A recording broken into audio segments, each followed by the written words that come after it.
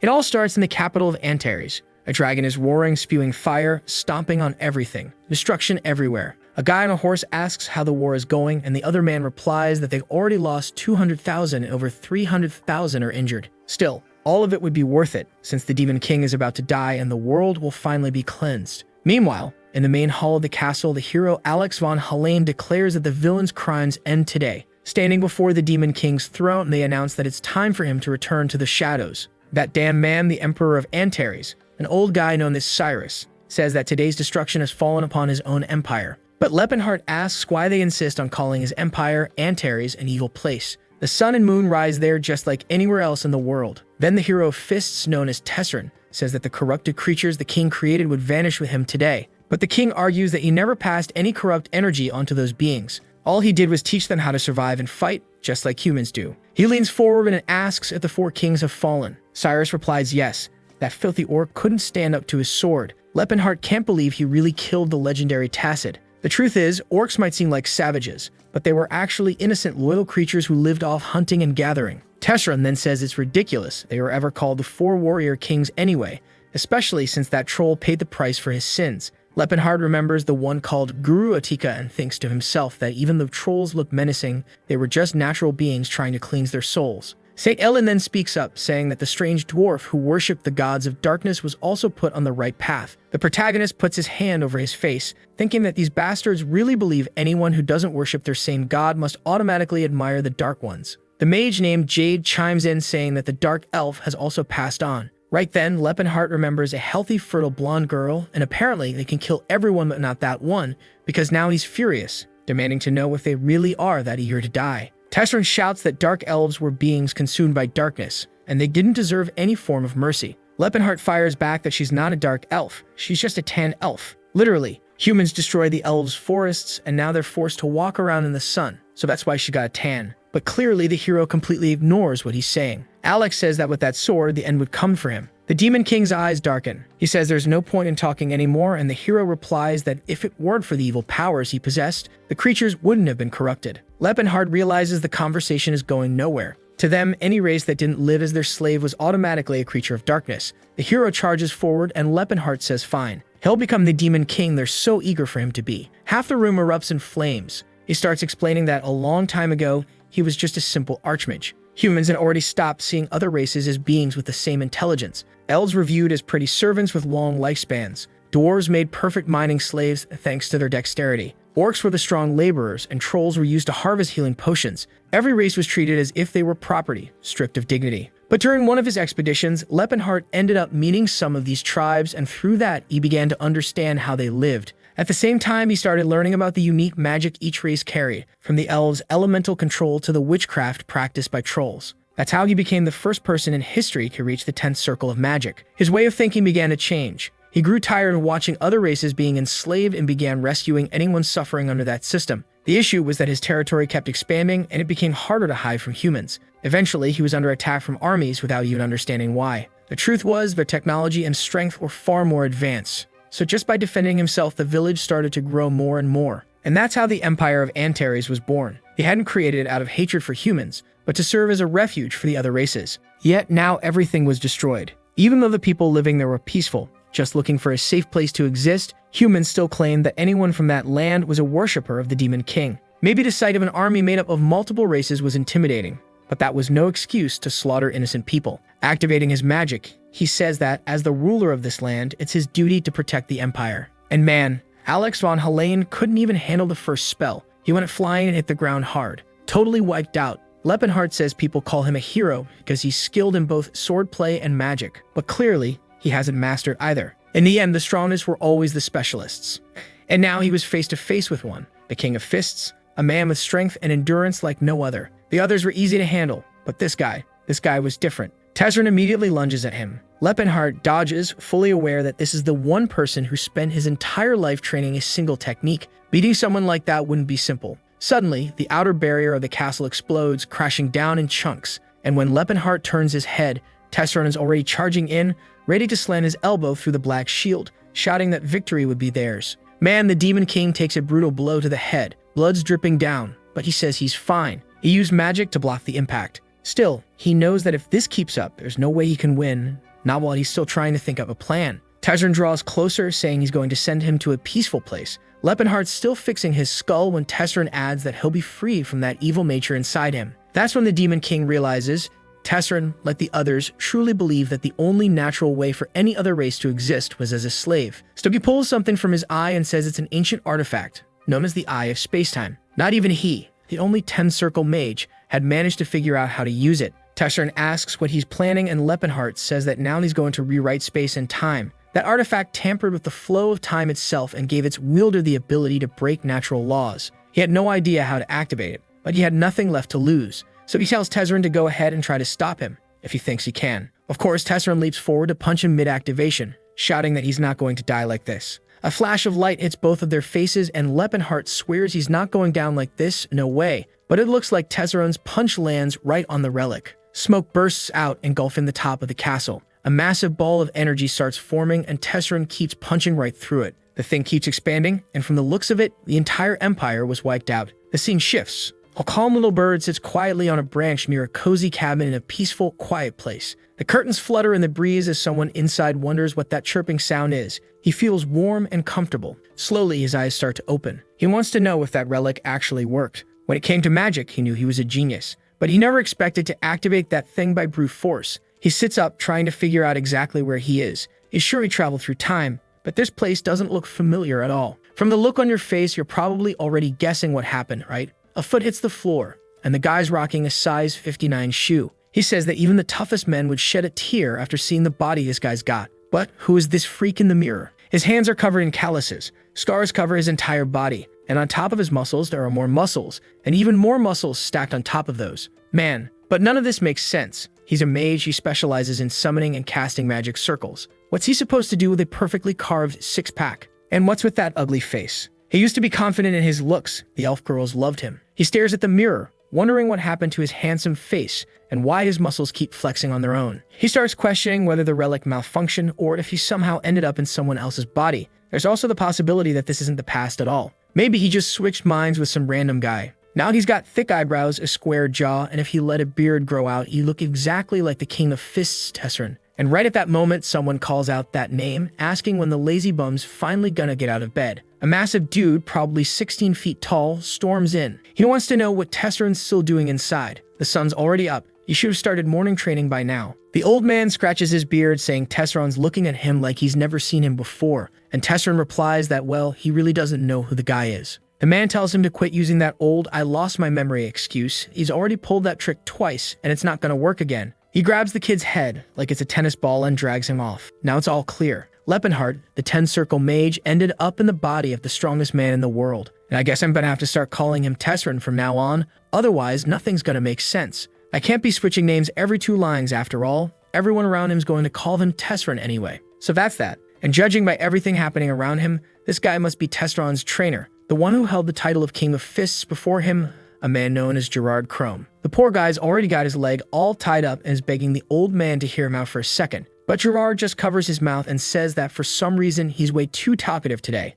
Man, the guy grabs a piece of bamboo and says the training's about to begin. Next thing you know, whack, straight to the abs, and the poor mage is already crying, trying to figure out what the hell is going on. But that's just the beginning. The hits keep coming. The kid starts remembering Cyrus, that fierce little elf girl, and thinks this is the end of the line. Gerard, on the other hand, is wondering why his body feels weaker than usual today. Looks like the kid really did lose his memories somehow. But whatever, that doesn't matter much. After all, the Academy of the Indomitable was famous for its brutal training. It wasn't unheard of for people to lose their memory from taking too many beatings, but sooner or later he'd recover, especially with more beatings. Obviously, the fastest way to fix it was to beat him even harder. As he's smacking the poor guy around, Gerard starts ranting about how humans are weak because they rely on weapons. Only fools would choose armor and a sword over pushing their own body to be unbreakable. Tarzan pipes up asking what's so wrong with using tools, only to get absolutely chewed out by the old man, who says that kind of thinking just proves a person's weakness. A true fighter trains his flaws and overcomes them instead of hiding behind equipment. The human body is like steel. Hit it enough and it'll grow stronger. The poor guy's still tied up, helpless to do anything. And while Gerard keeps pummeling him, he's thinking not everyone gets stronger with training.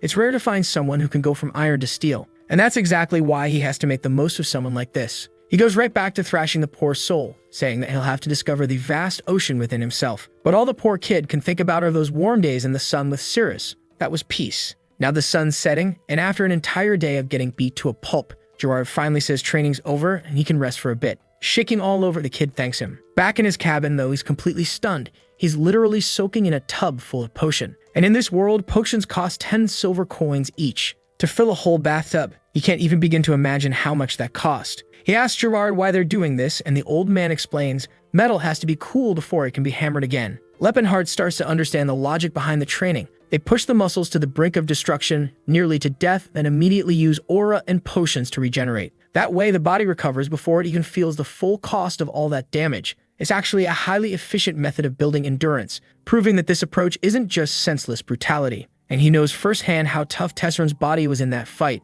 At least now, he's sure he really is in the past. But then that leaves the question, what happened to Lepenheart in this timeline? Where is his younger body now? And what is it doing? Could two versions of the same soul really exist in a single timeline? To him, there are only two possible answers. First, that the younger version of him is currently alive and well in his original body, while his older mind is stuck in Tessin's. Second, that the younger Lepenheart's body is now carrying the soul of the King of Fists. Next scene, Lepenheart brings over a mountain of food, telling him to dig in. He needs to flood his body with nutrients after pushing it that far. And as soon as he finishes eating, they're already climbing a mountain. Gerard says he has to work hard to earn that meal. Up top, he's doing one-finger push-ups while Gerard asks if life's really that easy for him. The poor guy's doing crunches on the edge of a cliff, and then boom, back in bed, totally destroyed. But at this point, there's only one thing on his mind. What's going on with his old body? He has no clue how all this is going to affect the future, and what's going to happen if this body ends up meeting his past self. The existence of a single soul was said to be an unbreakable rule of the universe, so maybe, just maybe, there was a tiny chance both souls could end up being destroyed. He also remembers that young Lepenheart still has 10 years before he even starts working as a warlock. Right now, he's probably buried in books at the Magic Tower. But what if Tessin really did take over his body? That bastard would definitely come hunting for him. But thing is, Tessin's strength came from his insane physique, and Lepenheart, man, he was a scrawny twig. The training Gerard put him through required help from someone else. There's no way he could handle it on his own. But then again, it's Tessin. If anyone could find a way to train solo, it'd be that guy. Either way, there he is, stepping out the door, saying his top priority is escaping this hell. And right then, he stomps off, declaring that he's never coming back to this place again. But of course, the moment he steps outside, his teacher's already standing there asking where his precious student thinks he's going. Our boy is stunned, trying to figure out how the hell this guy's already out here. Was he always just standing around waiting? Scratching his chin, Gerard says it's been about 9 months since his last escape attempt. This one makes 9. The kid tries to explain that he's not Tessin. His name is Lepenheart, and he's a mage. Gerard tells him that's a pretty creative story. This time, he really came up with a good one. Last time, it was some tale about being from another world and having met gods and dragons. Before that, he claimed to be the reincarnation of some martial artist from an eastern continent. But this new one about being a wizard named Lepenheart, that one's pretty convincing. He bonks him on the head and says it's time to go back to sleep. And just like that, the poor guy gets yanked back by his hair. Clearly, escaping isn't going to happen. Next scene, he tries to sneak out early in the morning, but gets caught again. Tried escaping underwater, caught again. Dragged straight back to the mountain. The man who, in the future, would earn the title of King of Fists, right now is just desperately trying to run away from training. And Gerard says his training method has been used for over 130 years, and not once has a single student managed to escape. Tessin knows even if he did get away, that old man would hunt him down across the world and eventually drag him back. Maybe the smarter option is to just earn permission to leave the mountain. And so 2 years go by. He's being slammed into a wall by a massive weight. Suddenly, the chains snap to the ground. Gerard congratulates him for awakening his aura. Tessin knows that even Cyrus, the famed sword hero known for his aura, didn't awaken his until after he turned 20. But Gerard wants to know why this idiot looks so surprised. That was the bare minimum expected from this training. The physical endurance he developed was syncing with his survival instincts. As that connection grew, so did his vitality, and with it, his energy. And from that, aura is born. Now that he's awakened it, it's time to learn some new techniques. Our guy asks what kind of training or ability he'll be learning now. To which Gerard replies, now they're going to start throwing punches at each other. And so the beatings continue. 3 more years pass. The scene shifts to the middle of a waterfall. Tessin standing still, focused. He activates the Horn of Calamity, gathering aura into his fist. He's about to throw the Shiryu punch. Arm pulled back and a punch straight into the cliff wall. He says he managed to stack 3 layers. That seems to be his current limit. This was a relatively simple technique that let him compress all the energy in his body into a single blow. The aura was layered in stages, which is why it's called a horn, like a horn's rings and ridges.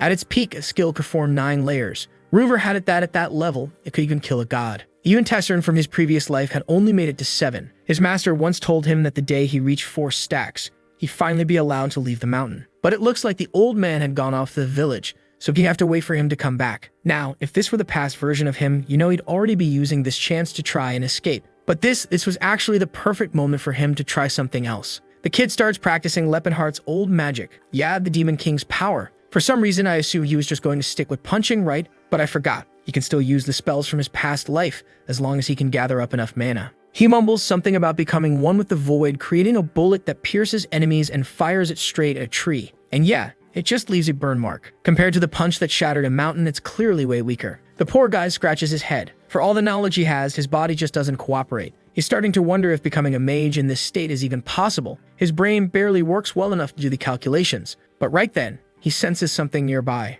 And whatever it is, he knows it's not human. A green paw steps into view and an orc carrying a sword appears. Tessin locks eyes with him, and the orc just says to pretend he never saw anything. Otherwise, he'll die. Lepenheart figures that, judging by his size, this orc is about 3 or 4 years old. Really young. Looks like he ran away from some battle or something. At least the fact that he's talking and telling Tessin to stay out of it shows that orcs aren't naturally aggressive. They'd rather avoid conflict. Tessin asks if the young orc is being hunted. The green kid looks confused and wants to know how Tessin speaks his language. Tessin says he's met a few orcs before. The creature lowers his head and says the fates have blessed this encounter. Yes, he's being pursued. Tessin tells him he can help, but only if the orc is willing to trust him. The orc says anyone who speaks his language so fluently is like a brother. Plus, he can tell Tessin has a genuine soul. Tessin can't help but notice. This orc speaks in an oddly refined, almost royal tone. Probably has some noble blood in him. So Tessin agrees to help. He starts chanting, opens a kind of portal inside the cave, and says that magic will keep him safe. The orc, surprised, asks if he's really a mage.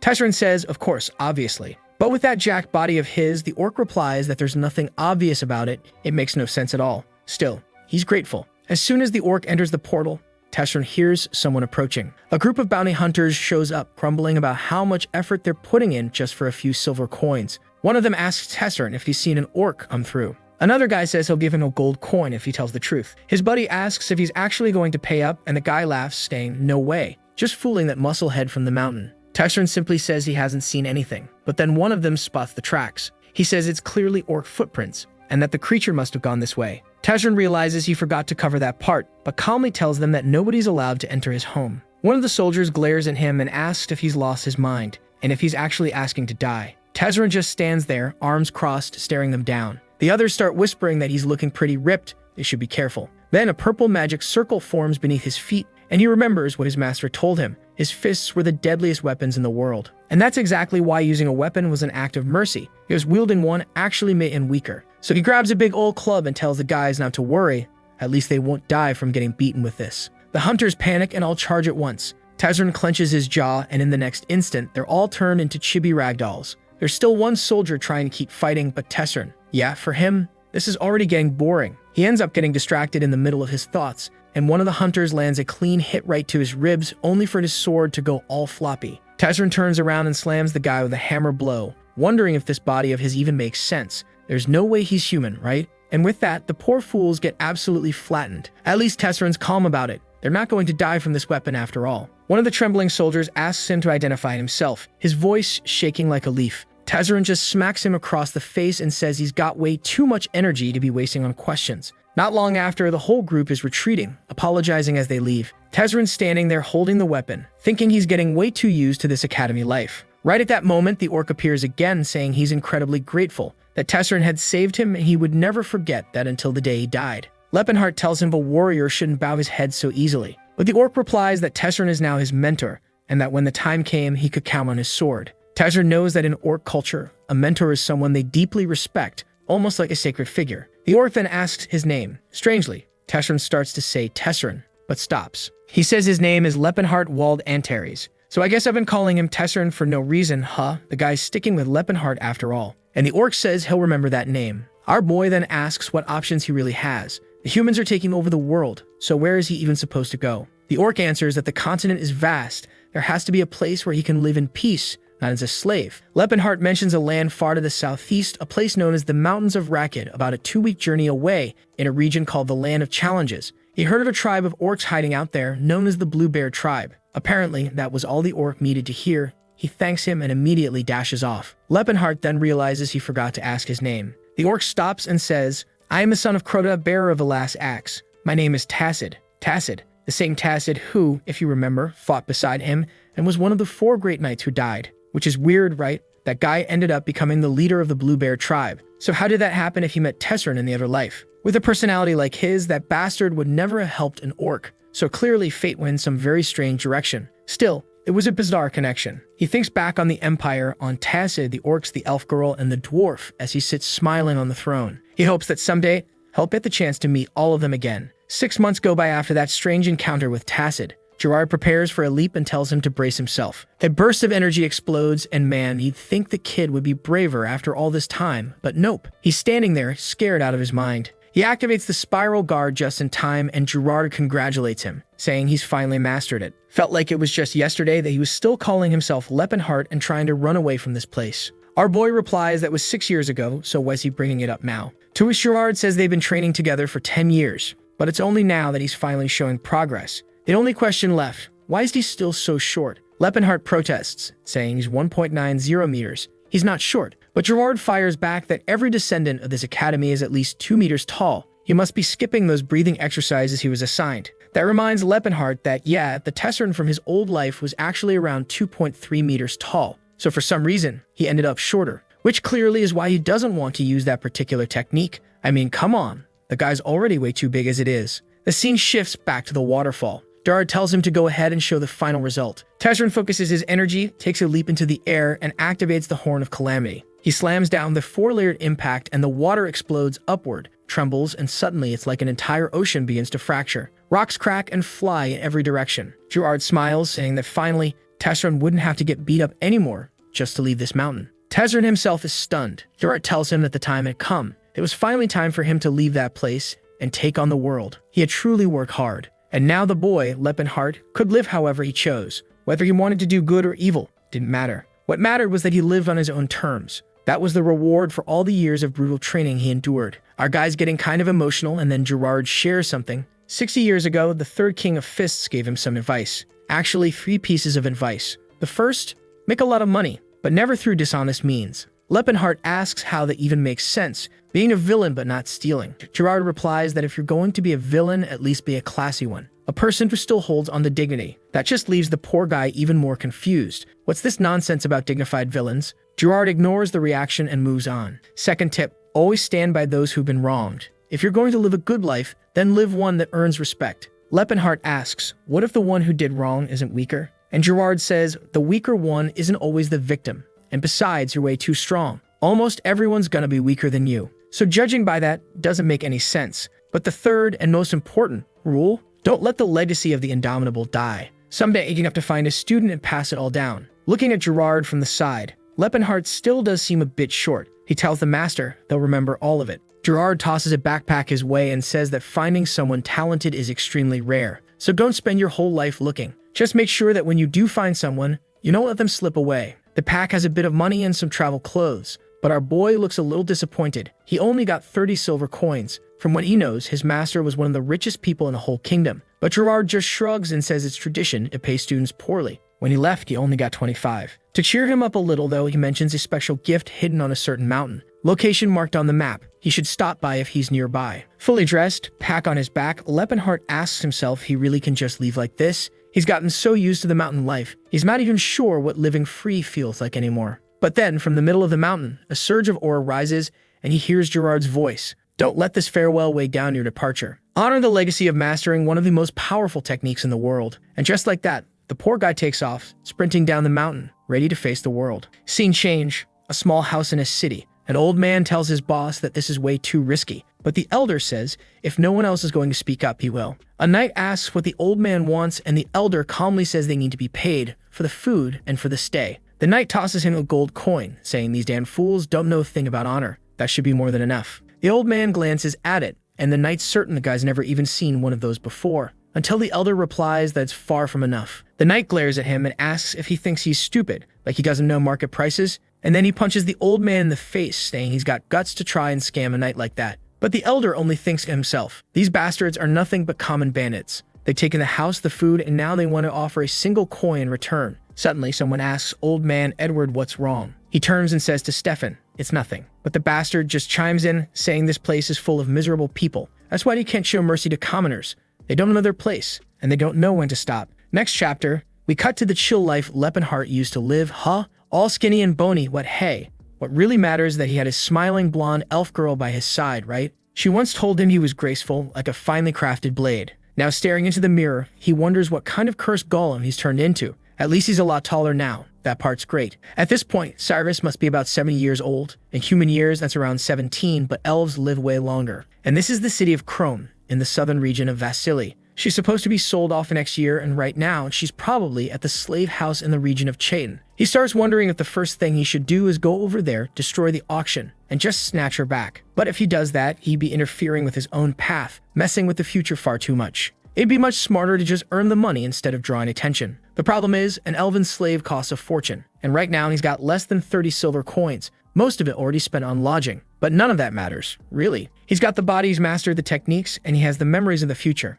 On top of that, he knows of a certain ruin located nearby. Cut to Stefan again, asking Todd if he's found the relics yet. Todd tells him to give it a minute. Todd's a mage specialized in exploration and tracking, someone they hired. From the window, Stefan asks if he's sure about the location. Todd says, "Trust me, it's the same place the legendary swordsman Claude von Leota once explored." Back to Lepenheart now. It's been 3 days since he left the city of Krone. This body of his is incredible. He can walk straight for hours without hunger, without cold. His stamina is endless. On top of that, he has a skill from his past life called artificial phantasmagoria. It allows him to remember anything with perfect detail, like it happened just yesterday. And in that past life, he once met a mage named Todd, who mentioned the ruins of House Altian. Using that memory, he and Cyrus went there and found a whole stash of treasure Todd's team had overlooked. Selling everything, they managed to gather over 2,000 gold coins. So yeah, that's the place to go. From atop the mountain, he sees the village of cattle. Looks exactly the same as always. Down in the village, an old man is asking what they should do. The Valley of Death is a place no one should ever go near. Another elder replies that those noble bastards begged them for a guide. If they refused, there'd be consequences. A man on the right says their boss got injured looking for this place. The other guy loses his temper, shouting that nobles are disgusting. In the middle of all that, a man pulls out a bow and says he'll go. He's the best climber in the village. No one else could do it. His wife and daughter burst into tears while he's thinking, "Someone please save me. I really don't want to do this." The other men, though, are patting him on the back, saying he's got the heart of a winner. Of course he's going to make it. And then, boom, Lepenheart's face appears at the window, and he says he'll go. The guy yells, thanking him, but then spins around with the bow drawn, asking who he is. Our boy answers calmly, "I'm just a traveler. Happened to overhear your conversation by accident." He steps into the room and they ask if he's familiar with the area. He nods, very well. The guys say it's impossible. If he really knew the place, there's no way he'd agree to go to the Valley of Death. But our boy just tells them he's already been there before, so he's not worried. Meanwhile, he's thinking to himself that these bastards are lucky. He just saved one of their lives.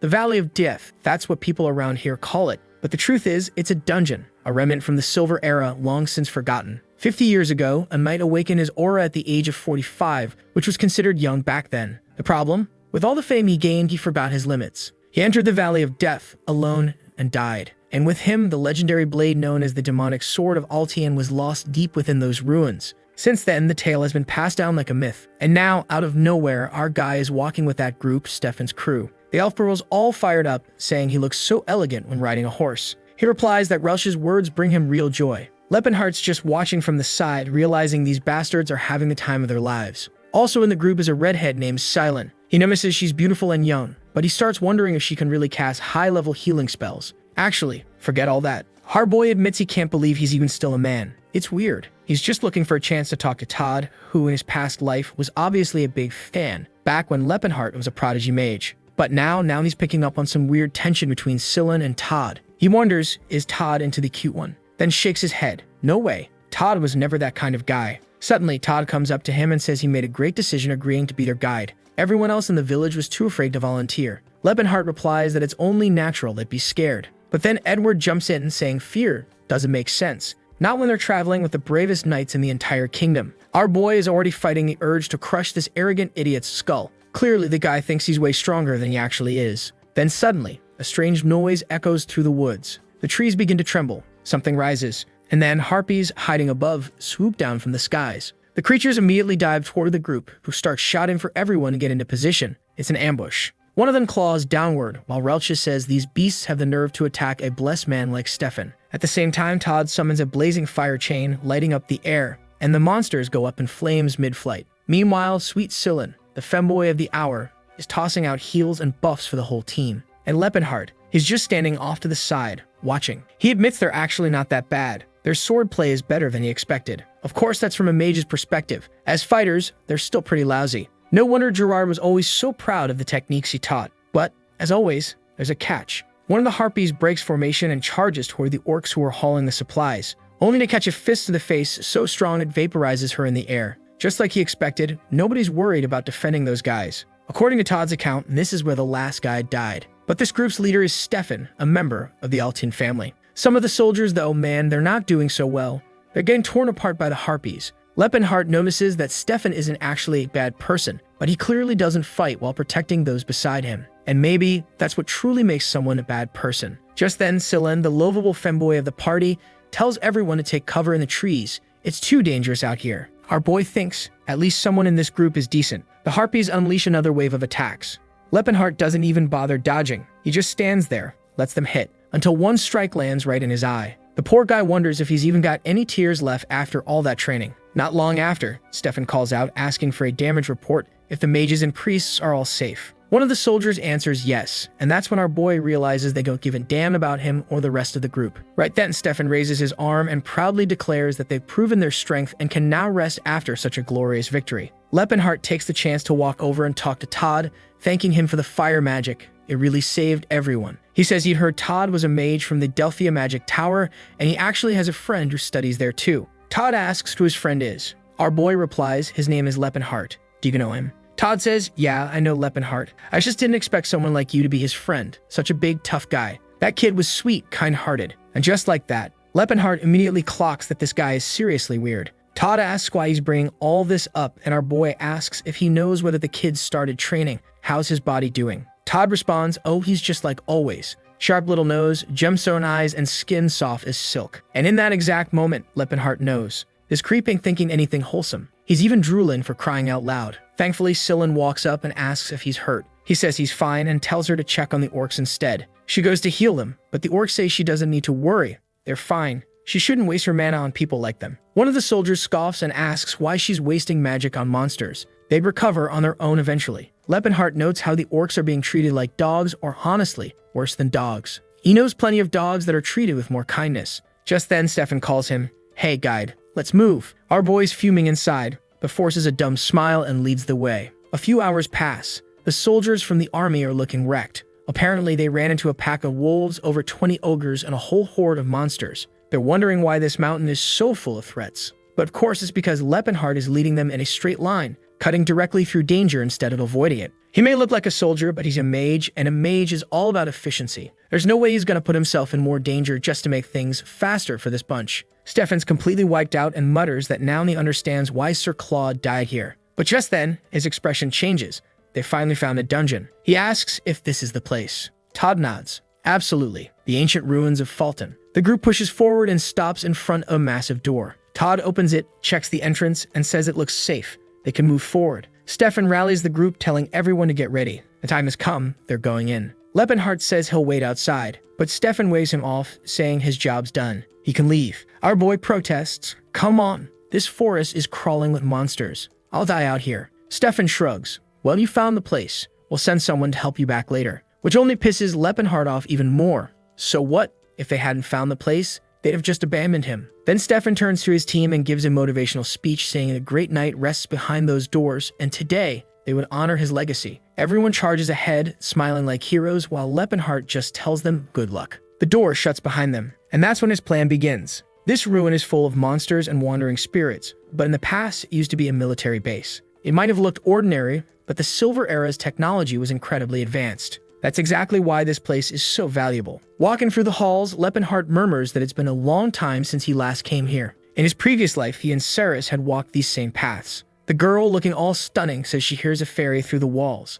If there's a voice calling out from beyond, it means there's a hidden gate, and yep, she's the one who found the treasure room. Suddenly, a mosaic lights up on screen. What the hell did they get up to inside that dungeon's treasure vault? Man, Lepenheart's old life really was better. He's looking at the carvings on the wall, saying it's a code written in Libra script with reverse sequences of water and earth symbols. He's trying hard to decode it, but man, this brain of his now, it's definitely not what it used to be. Still, after a while, the mechanism clicks open. He tosses his code on the floor, saying he's not about to ruin something that cost 10 silver coins, no way. Now shirtless, ripped out of his mind, he announces it's time to test what this body is really capable of. But just then, he hears screaming. He knows the shouts are coming from the other side, but come on, the treasure is right there. Why go back? Then he remembers, when he came here with Cirrus, she used her magic to locate the items and they got out safely. But this group he brought, they're heading through another area and probably triggered some trap or something. It's gotta be chaos. One soldier's already down, stabbed right through the neck. Sir Thomas, Stefan screams, but the man's already gone.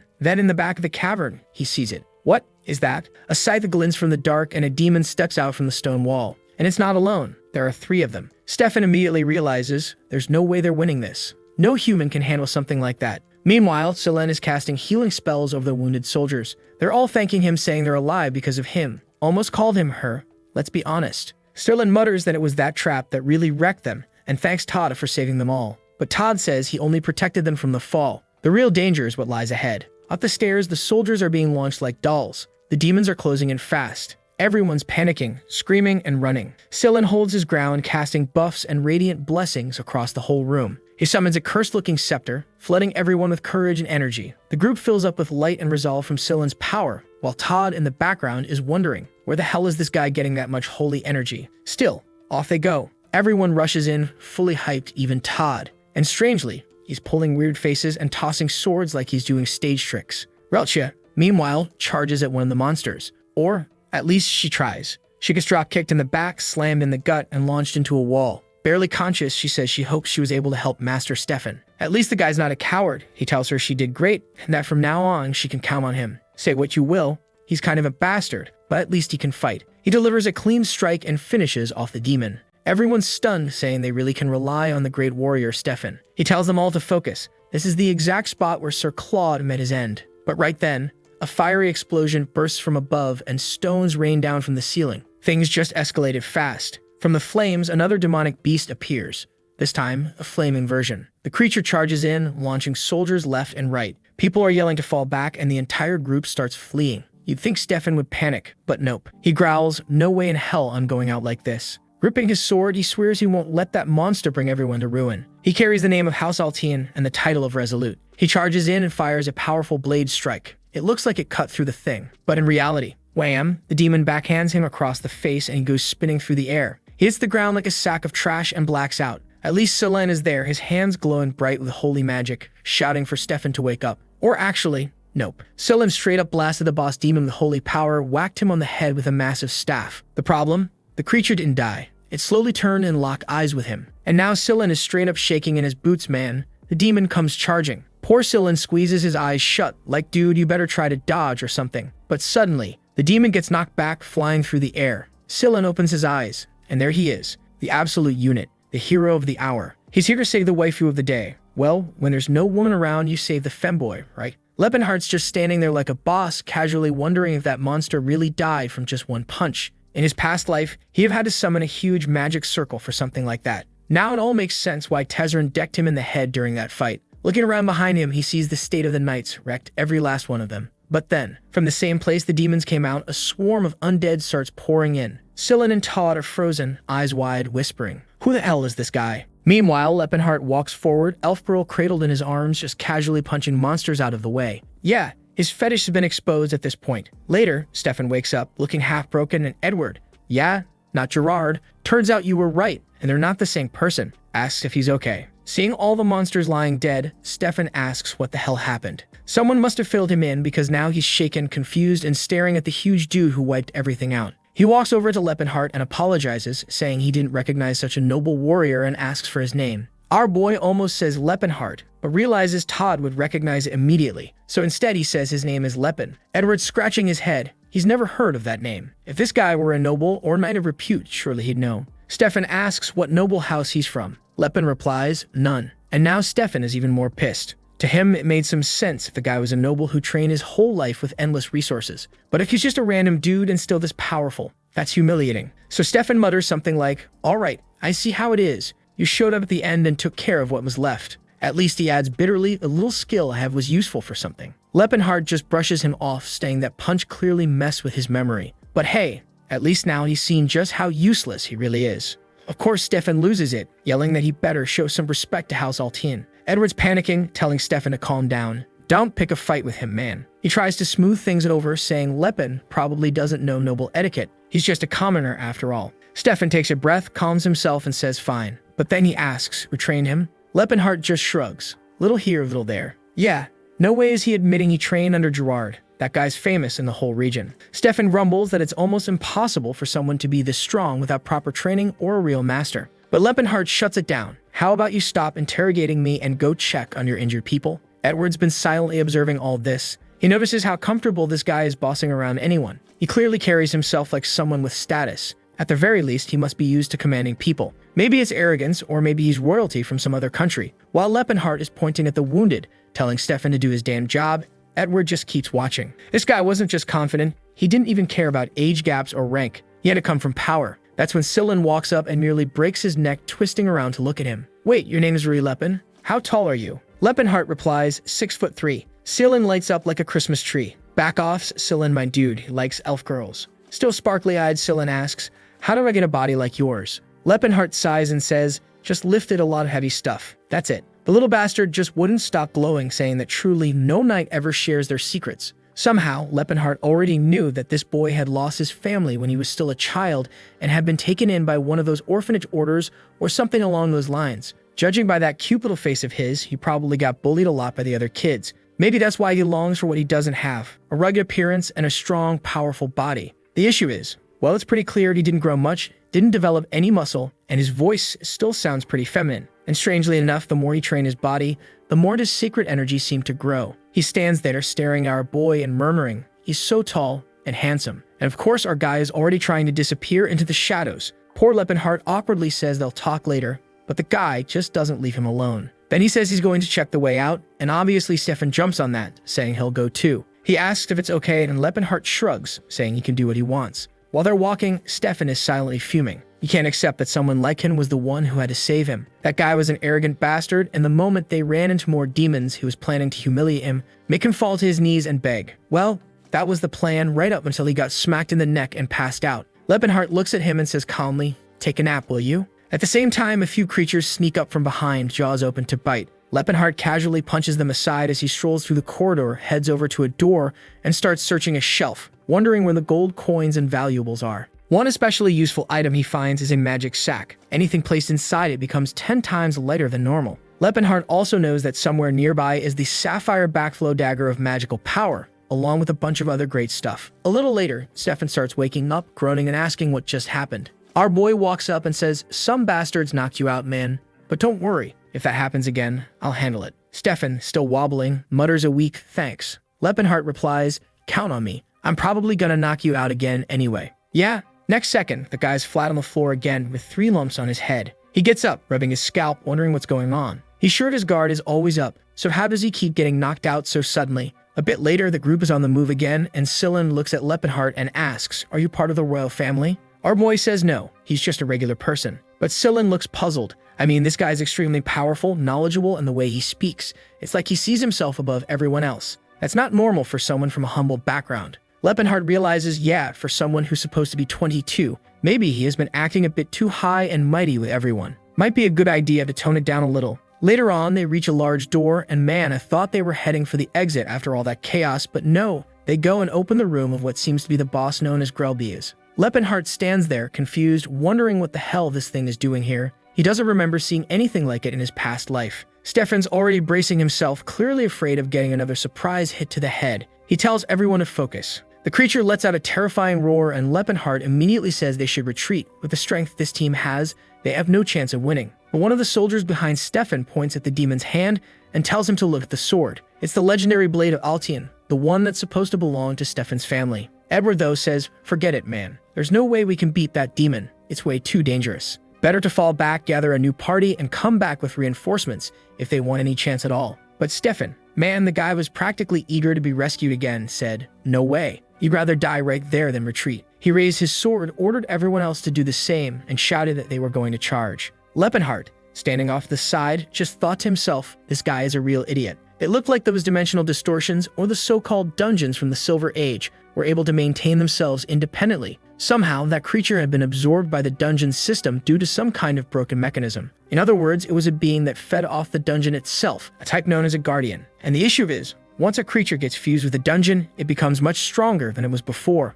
On top of that, this must have been the thing that killed that guy in the past, meaning it's definitely the most powerful entity in there. Still, Stefan's hyping up the group, saying the monster's chained down, that they can take it down easily. At that point, Lepenheart turns to Edward and asks, "Dude, you guys are actually gonna fight that thing? You don't stand a chance. Everyone's going to die." But the bastard just turns back and says he appreciates the warning, but he's just a vagabond who doesn't understand what honor means. There are things in this world worth risking your life for. And then he charges in with his sword held high. Meanwhile, our boy is just standing there, wondering, why is he even helping these knights? You should just let them all die. Our dear boy Sillin is off to the side, praying for the goddess's blessing. All the soldiers, buffed up, go charging in, until one of them gets slammed in the chest and launched across the room. Lepenheart just shakes his head. Yeah, he knew this was going to happen. Another one goes flying, while the creature spins its blade and sends everyone scattering. Now our guy's already figured out what kind of man Stefan is. No matter how much you try to talk sense into him, he's going to keep pushing forward.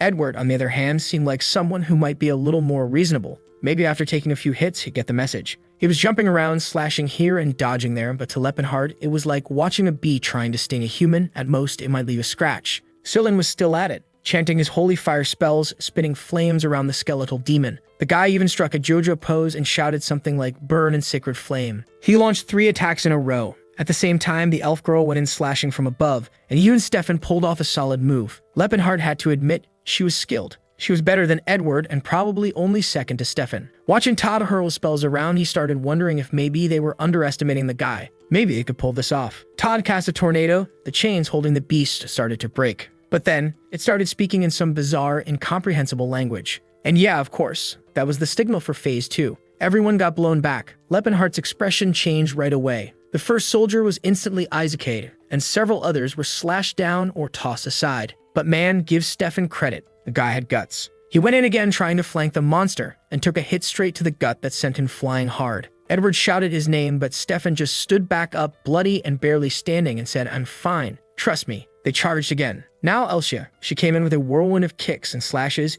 aiming straight down on the monster. But of course, she took a hit from the side and got scorched by a blast of fire along with everyone else. From a distance, Sillin watched the flames barreling toward them. But chill, Chad saved the waifu just in time, pulled her out of the way. He even apologized, saying he only didn't react faster because he got distracted. But the real problem now, he was left standing alone in a one-on-one against that beast. That's when he started activating his aura, saying he was curious. He wanted to know what this body, the one that trained for over 10 years, was really capable of. If he were still just a mage, he'd never take a risk like this, not with his life on the line. But now, man, now he was a fighter. He only felt truly alive when facing an enemy where victory wasn't guaranteed. So he charged forward, saying that if his master were here to see this, he'd be proud. He fired off a focused explosion right off the bat, but the creature retaliated fast and Lepenheart had to dodge. Still took a small slice to the shoulder. Metal weapons might have done nothing, but magic, that still worked on him. In the blink of an eye, he was already behind the beast, but the monster pulled a reverse kick out of nowhere and launched him straight into the wall. Sillin screamed in panic, but Lepen just strolled out of the smoke like nothing happened, cracking his neck with a pop. Our dear femboy was completely terrified man. The toughness of this guy's body was unreal.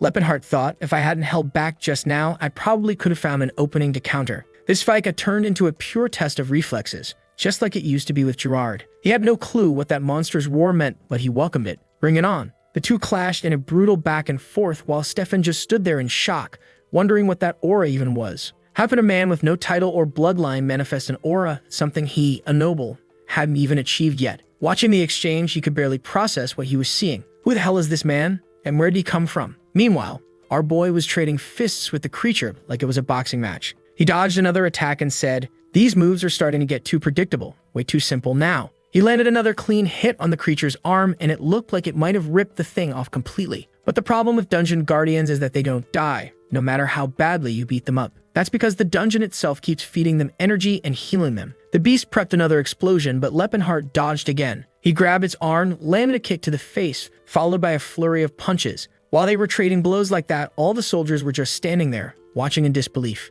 Lepenheart realized he was probably drawing a little more attention than he wanted. He He figured it'd be better to just use the Horn of Calamity and end it already, but the risk of collapsing the entire dungeon and killing everyone was still too high. From the back, Todd shouted, "Lepen, use a sword, man. We'll buff it with holy energy and you can finish this thing." But our boy just yelled back, "I don't know how to channel aura into a sword, you moron. All I know is how to punch with it. That's it." Then Sillin called out and asked if his body was tough enough to take a hit. Lepenheart said, "Yeah, it's one of the sturdiest around." So Sillin replied, "All right then, you're getting Philinence's blessing." Whether our boy liked it or not, he clenched his jaw, grabbed the boss by the arms, and slammed it into the ceiling man. What that little bastard did was use a spell that normally hardens metal, but cast it on Lepenheart's body. Despite having that soft, adorable face, the guy had a very unique strategy. Now Lepenheart, all stiff but reinforced, pushed forward again, launched a kick to the boss's chin, followed by a knee strike and another punch. It was hard to believe the creature was still alive. The monster floated up in midair, then came the pink laser, and finally, the bastard died. Praise the gods.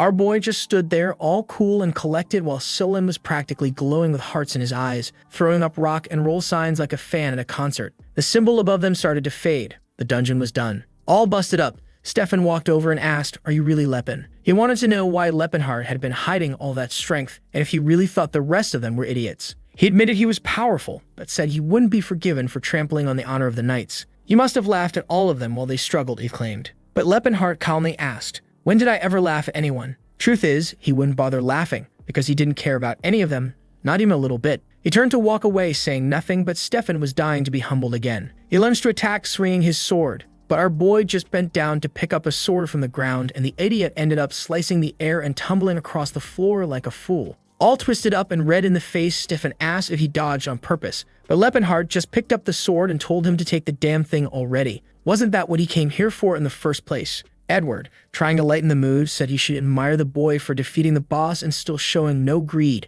a true champion. But in reality, Lepenheart already knew that sword wasn't anything special compared to the ones from the old days. And besides, he didn't even use swords. So whatever, he just walked off with everyone else while Stefan was practically bursting with rage. Then the scene shifted to the village of Kurol, where Sillin was healing a baby. Our boy was about to leave when he noticed Sillin giving away every single gold coin he earned from the mission to the poor in town. Meanwhile, on the road back home, Stefan turned to Edward and said he wanted to know who the hell that guy Lepen really was. Edward answered calmly that he figured he'd ask something like that. The kid definitely caught a lot of attention. And yet Stefan muttered to himself, saying it just couldn't be possible for that guy to be better than him. "Oh my dude, has reality still not slapped you in the face yet?" Cut to our main guy climbing through the mountains, thinking it's finally time to find Cyrus, a bronze elf girl he just can't get out of his head. The only issue is some bastards following him. Stillin walks up and says, "Have you ever heard of the goddess of blessings who guides the faithful? I was thinking of returning to the order, but I've decided to walk the pilgrim's path instead. And if possible, I want to travel with the strongest man I've ever met." Lepenheart's thinking, "Yeah, I've seen that weird sparkle in someone's eyes before, rosy cheeks and all. This is starting to feel a little too familiar. In every lifetime, there's always someone like this trailing after him. At least the guy was a priest, right? And you really couldn't ask for a better healer than that nearby. Not to mention, Cyrus could be hurt or sick, so bringing him along wasn't a bad idea. So if you just told the guy, do whatever you want, you can come." Of course, Sicilian's already right up next to him like, "What's the best workout? To get shredded abs? Should I focus on my upper core or lower abs?" Our boy just shrugged and said, "Punch rocks, heat rocks. It's all about rocks." Meanwhile, somewhere else in the Empire, in a luxurious mansion, someone asked if they trained that thing. A guide knelt down, apologizing to the young master Verit, saying they'd done everything they could. But Verit shouted, an elf should be loyal to her master. She's supposed to give everything, her body and her heart. No wonder she was so cheap, even though she's an elf. And yep, we can already guess, that's Cyrus. She calmly explained that she was born with that skin tone. But Verit just snapped and told them to bring him something decent, even if it cost a fortune. That insolent thing had to be removed from his house. Man, in Elvenheim, that was already the third time Cyrus had been returned after being bought. And guess who's pulling up to the rescue? Yep, the main man himself. Now the kingdom of Chetan was a major trading region up in the northern part of the continent. Their prosperity came from being surrounded by several different nations. The trade routes flowing like rivers, always busy, always thriving. At that moment, they were heading to the capital of Jeplin. The streets were packed and Sillin commented, "No wonder, this is the central trading point of the capital." Lepenheart said, "This whole place was founded by merchants, man. So from the very beginning, everything's revolved around money." But Sillin was already trailing behind like, "Can you walk slower? Stop showing off those long legs." That's when they spotted it, your classic scene. A rich guy beating on a poor one. The pig of the moment was named Tarek, and he was yelling, Who gave a beggar like you the right to insult all these merchants? You'll learn your place real quick. And yeah, after the beating, he threw 30 gold coins on the ground, one for each hit. I mean, I've seen worse nobles. The ones I know, they beat people and don't give any coins. At least this guy paid for the pain. After 10 years of training, our boy earned 30 silver coins. Meanwhile, the guy got beat up for 10 seconds, walked away with 30 gold coins, and is still about to get healed by Sillin. I'd say that was worth it. And that bastard, look at him. Just because I mentioned it, he's over there smiling, the cheeky punk. Stillin's annoying that the scumbag is happy, and Lepenheart points out, look, kid, in this place, everything revolves around money. Our little femboy, however, says that he's traveled all over the world and never imagined there'd be a place like this. Now he wants to know what exactly our protagonist came here for. Our guy answers that he came to buy something. Sillin asks, buy what? And with a jaw as sharp as a mountain edge, he says he came to buy an elf. Strangely, Sillin immediately covers himself like, dude, what were you thinking? That he was going to jump you in the middle of the night? Muttering that Lepenheart really is no different from other men. Lepenheart replies, I know what you're thinking, kid, but it's not what you're thinking. But before he can explain anything, the boy is already storming off. On the way, though, he mutters that damn Sillin talks like he's not even a man. The scene then goes to this guy Tarek, right, bro, at his house saying, those wretches keep complaining that I have money and take advantage of them. If having money is so great, why did they earn it? The elf looks and says, you're right, master, it makes sense. They're all cozying up to the chubby guy when suddenly he looks to the side, sees Verret, and says they haven't seen each other in a while. As far as he heard, Verret had bought a killer elf recently, right? So what happened? Verret is all trembling, asking himself, why did I have to run into this bastard here of all places? He then says, I returned that damn thing a few weeks ago because she wasn't the most obedient. Right then, the fat guy bursts out laughing, asking if he really couldn't tame an elf that was already a slave. No wonder the big shot merchants were starving with an incompetent like him around. Man, what a roast. Verret tries to explain, right, that apparently she had already been returned countless times and that's why she was cheap. And the chubby guy is thinking, if I can manage to buy that little slave and tame her, that bastard will see who's the best. The scene then shifts to another part of the city, where Lepenheart is looking down and asking what he thinks he's doing. Stilin is there on the ground, row, putting in effort, saying he's exercising while our boy is just thinking that the poor guy really was skinny man. He then tells him not to push himself so hard, right? He'd end up with sore muscles for the rest of the day. To which Sillin replies that it's all good, it won't affect his trip. Suddenly, when our boy looks again, he's already healed, all cute, saying that he can shake off healing spells just like that. Why does the artist spend more time drawing Sillin than the elves? And our boy gets it now, why the bastard can't gain any muscle. The principle of healing magic was pretty similar to time reversal and muscles needed right to develop after being destroyed. But if you use holy power on them, it's like you go back to when, you hadn't trained yet. The boy was the dumbest guy he ever met. What's the idea of doing all that painful training only to cancel it out like that? Now it's clear why the fool has been wasting time for 5 years. Then he asks, right, if that long hair doesn't get in the way when he's training. To which Sillin says it grows back really fast even when he cuts it. By then our boy is already leaving, saying they're going now to buy a slave, especially since he sold the artifacts. Obviously at the slave market there are all kinds, and without a doubt the most coveted and expensive ones were the elves. Their appearance lined up with human tastes, which made them, much more interesting than the others. A killer elf could cost over 800 gold coins, a regular woman 400,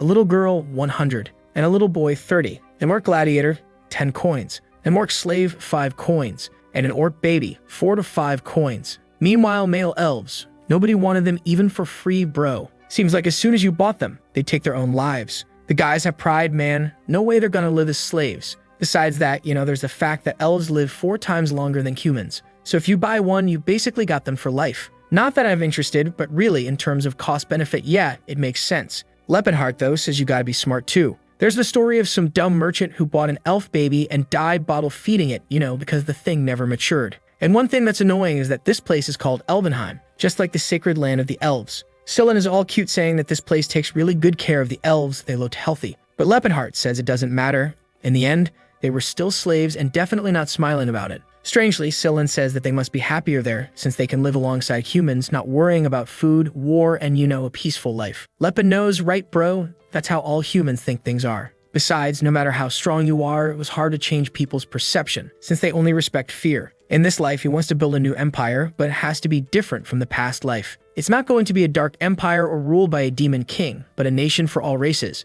Oh my boy, wasn't that exactly what you did, you damn bastard? At that moment, a guy comes out from behind the curtains and apologizes for the delay. The most beautiful killer elves had arrived. The sly ones all come in seductively, asking what he wants and saying they'll do whatever he wants. While Sillin covers his eyes all shy, our boy is, just hunting for Cirrus. At the same time, he's disappointed because it seems that those in front of them are descendants of spirit fairies, and it's sad to see them lowered to that level. Then he asks if by any chance he doesn't have a dark-skinned killer elf. The guy comments, "Damn, you got a peculiar preference. It'll be hard to find one like that. But come with me, we got one for even crazier tastes." Walking down the corridors, our boy sees some elves doing weird stuff, right, man? When you've got 500 years to live, you can hang out by the fountain dancing. The guy is talking about everything the elves do, how well they work, the fruits they harvest, the food they make. But Lepenheart just tells him to shut up and lead already. The poor guy gets startled, coughs a little, and apologizes. Then he approaches a door and asks to see number 148. Man, at the same time, the elves are also training combat there all day long, bro. My god, the elves could just take over that whole place already, right? They're doing everything anyway. Then the guy says that the elf he's looking for is there. Ah, our boy gets all teary-eyed, man. Look at her there, fighting for her life with a piece of papyrus in hand. My girl, that's not a very good sword. And here comes a flashback, turning to the past. Lepenheart teaching her things, explaining that she can't mix this with that, showing a potion. Boom, the whole place explodes, right? Clearly, he wasn't the brightest either. She says he has to make up his mind. He said the same thing yesterday and the result was the same. While he's all shy and twisted up, she strokes him and asks how a man so old can be so adorable. Then he asks when she's going to stop calling him Lord, right? She could just call him Lepen. But she answers that no, she'd never do something like that. And we're not going to find out why, bro. We see our boy in front of the castle, the whole place being attacked. Behind him are the 4 warriors, man. One of them says farewell to his majesty, and Lepenheart asks why they all have such dead faces. He wasn't a dead man yet, even though the entire continent had united and gathered all their forces to attack them. In front of them was all the military power they had, and they wonder what the world will be like after this war. Most likely, the entire nation would be ruined with this single attack. One of them says this just proves how intolerable their existence had become. What he wants to know is if Lepen really can't handle them. Our boy says they all have a chance to escape, since he's staying in Garrick. He just wanted to apologize to Alport. As an entity, he did everything for them, but in the end, he failed. The dwarf says it wasn't just any support. This was the result of a prophecy, which said that the one who keeps an elf by his side is followed by the orc guide and crosses the abyss of Tamian would emerge as the pillar of Hokril. They were meant to follow him. This guy was the one who would change fate and bring salvation. Lepen says that he never understood. He had destroyed half of the dwarves' temple, and even so, they were worshipping him like he was a savior. May Alport's blessing be with all of you until the next time we meet. At that, they turn around and Cyrus says she'll be waiting for him. But Lepen responds that you can never know what fate holds. If something were to happen to him, she should find someone else. She cuts in and says that no matter what happens, she'll wait for him. He goes to say something, but she interrupts again and says it doesn't matter. Look at that. They kissed in the middle of a war, how romantic. But now in the present, right, bro, the girl's all skinny. And the vendor apologizes, saying he's even ashamed to show off someone like that. It was a defective product that had already been returned 3 times because she was impossible to tame. She was skilled. The problem is that her personality took away all the value. So you never get some use out of her, they're leaving her there in the middle of training to kind of help everyone else improve. And he wants to know if the boy is still interested in buying that. Lepen says yes, and the vendor gets excited, thinking that in this world, you never know what kind of fetish each nutcase has. And so he says it would cost 300 gold coins. Sillin comments that it's pretty cheap, huh? To which the guy says yeah, because it's not a very good product. Full of defects. He's desperate to get rid of her. The negotiation was quick, and Cyrus, already says he must be her new master. All skinny, the girl, where's all her health gone? Our boy just looks and thinks that really, her life hasn't been easy. He takes off his coat, and the guy asks if he needs a priest. Our boy says no, right, and says Sillin will take care of it. He puts the coat on her, asks if she has a name, and she says no. He offers the name Cyrus, and she says that's fine. From her answer, he questions, you didn't like the name, did you? And she just says that it's fine. She was now called Cyrus and would keep that in mind. Our boy tightens the coat and says, if that's the case, then from now on you're Cyrus Valentia. Cyrus says, a slave doesn't need a last name, right? Is that yours, by any chance? He just answers that no, that was the last name she should have, and that's that. He introduces himself as Lepenheart, right, and introduces Sillin too, who's a priest. All sweet, she says she understood. Sometime later, the vendor is there all nervous, wanting to know if he really wants number 148. It was a problem because she'd already been sold. Obviously, it's that chubby Tarek, right, angry, wanting to know if that damn Verret figured out his plan and came to buy her. The vendor says no, it was some young guy he'd never even seen around here. He paid in cash, so he, didn't even ask for info or anything. Tarek says it's rare to have someone unknown in the city with enough money to buy a slave like that out of nowhere. To which the vendor says, that it was a defective product, so it was a bit cheaper. The guy wants to know what the bastard looked like, and the vendor says, he's real easy to spot. Super tall, broad shoulders, jacked. No way to miss him. And at that moment, he's already seeing Cyrus all dressed up, right, you rascal. He already gave her an outfit.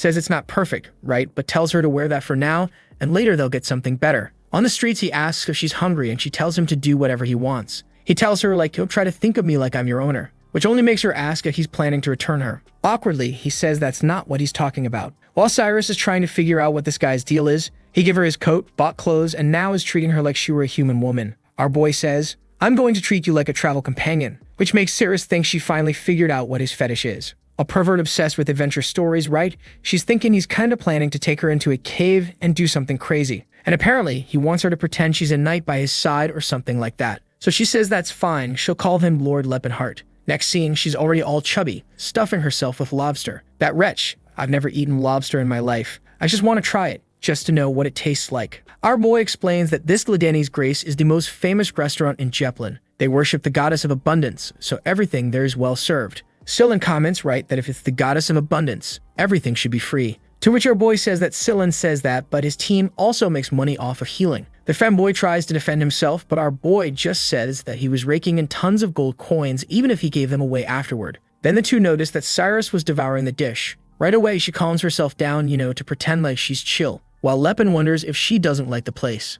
As far as he remembers, they used to come there all the time to celebrate. Their relationship, this time, was different. In the past life, he found her as a savior, but in this one, he was a buyer. Obviously, the way she saw him was different, but it was okay. One day she'd understand his intentions. What they had for now was more than enough. In a weapon shop, the guy says that what he has there can't be found anywhere else, and Lepen tells Cyrus she can choose whatever she wants. Interesting. She picks out a little sword and he asks, right, if it isn't better than a scimitar, which obviously makes her mad. How the hell did that bastard know something like that? While Scylan thinks it must be some kind of talent of our girl, fighter stuff, just by looking at someone, you can already tell what they like. Scylan is all happy because he bought a mithril dagger. Lepen's like, why would a priest need something like that? In the middle of all this talk, though, he notices someone was watching them. Then some guys in black clothes approach and say they'd like to have a little chat. Oh boy, it was going too easy, right, bro? He just asks what they want. Then the guy says, a great buddy of mine wants to have that elf by his side. Lepen simply asks, so what? Then the guy stretches out a card and says he'll be extremely well rewarded,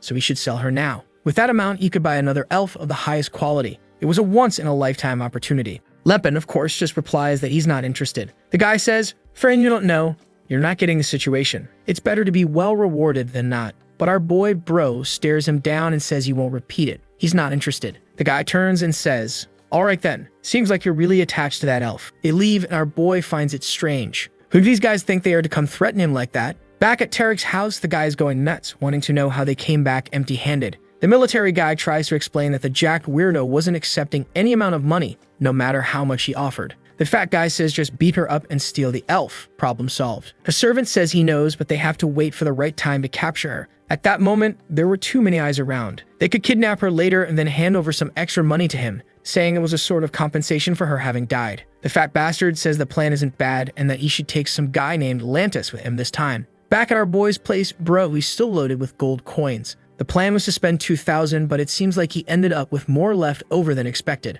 At the same time, it wasn't much, because his plan was to rebuild an entire empire. Maybe he should start investing instead of just carrying it around. He remembers that pretty soon a region called Provence is going to be hit by a food shortage. They have vast territory and are blessed by the goddess of agriculture, so they're not prepared for what's about to happen. Countless people are going to die of hunger, and cannibalism will become something normal in that region. Investing in grain at this moment is the perfect move. And in the city, there are 3 merchant groups he could negotiate with: Rolfine, Charon, and Taven. Rolfine, apparently, is the one from the guy who stole Cyrus. In between the 2 remaining options, he seems to prefer the Taven group. That's the one whose symbol is a mime with a little thing on the forehead. And that guy scratching his head is the leader of the Tavens, known as Cybolt Taven. He's kind of confused because the Rolfin guys are selling wheat at half the price, and that's kind of crashing everyone else in sales. That's when the boy opens the door and says there's an investor there, right, who's interested in them. The guy wants to refuse, saying he already has too many things to deal with, until the boy mentions the person is interested in investing 1,500 gold coins. Right away, our boy stands there with arms crossed, saying that that's all going into grain. The plan was to sell it to the Provence region next year during harvest season. The guy finds it a bit weird, right, and explains that the Provence region is extremely productive. Selling grain to them was like selling soap to orcs, man. It made no sense at all. Our boy comments that there are lots of orcs and they got him used to using soap, and man,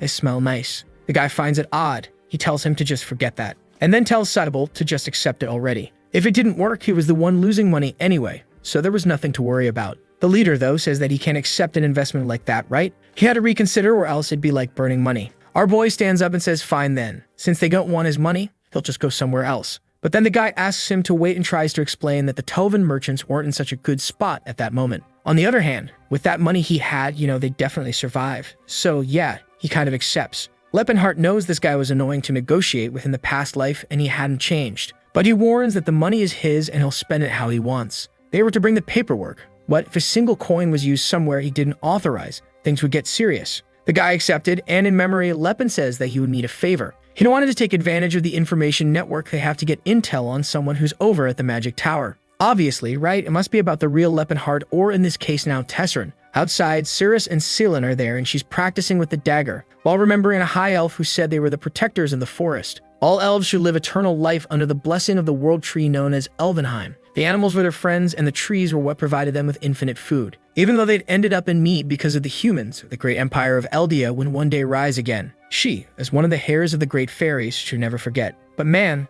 that's what she heard until she saw the whole place in flames. Another elf said she was pretty, so she got a chance of being sold for a good price. She should hurry up and learn about loyalty and obedience to manage to get bought. But obviously, she was only beaten and got the worst food possible. Because of that, the other elves just laughed at her. She was resisting too much just because of her pure bloodline, but that was costing her a lot. Even so, Cyrus could only remember that all the adults she knew always carried a sword. That's why she also loved doing it. Whenever she used the blade, she remembered the proud image of her parents. The problem is that time passed and the memories faded. The only words she could still remember were her mother saying that she should never lose her pride. Ceylon is there, bro, clapping his hands, saying she's amazing and wanting to know how you do something like that. To which she replies, just train hard. Ceylon is obviously angry, saying that every damn fighter always thinks the same way. He throws a little punch in the air, saying that's how you do it. When suddenly, they hear a voice saying they finally found them. At the end of the hallway, someone orders the elf to come closer. It's that Dan woman from before, saying the time has come for her to go to her true master.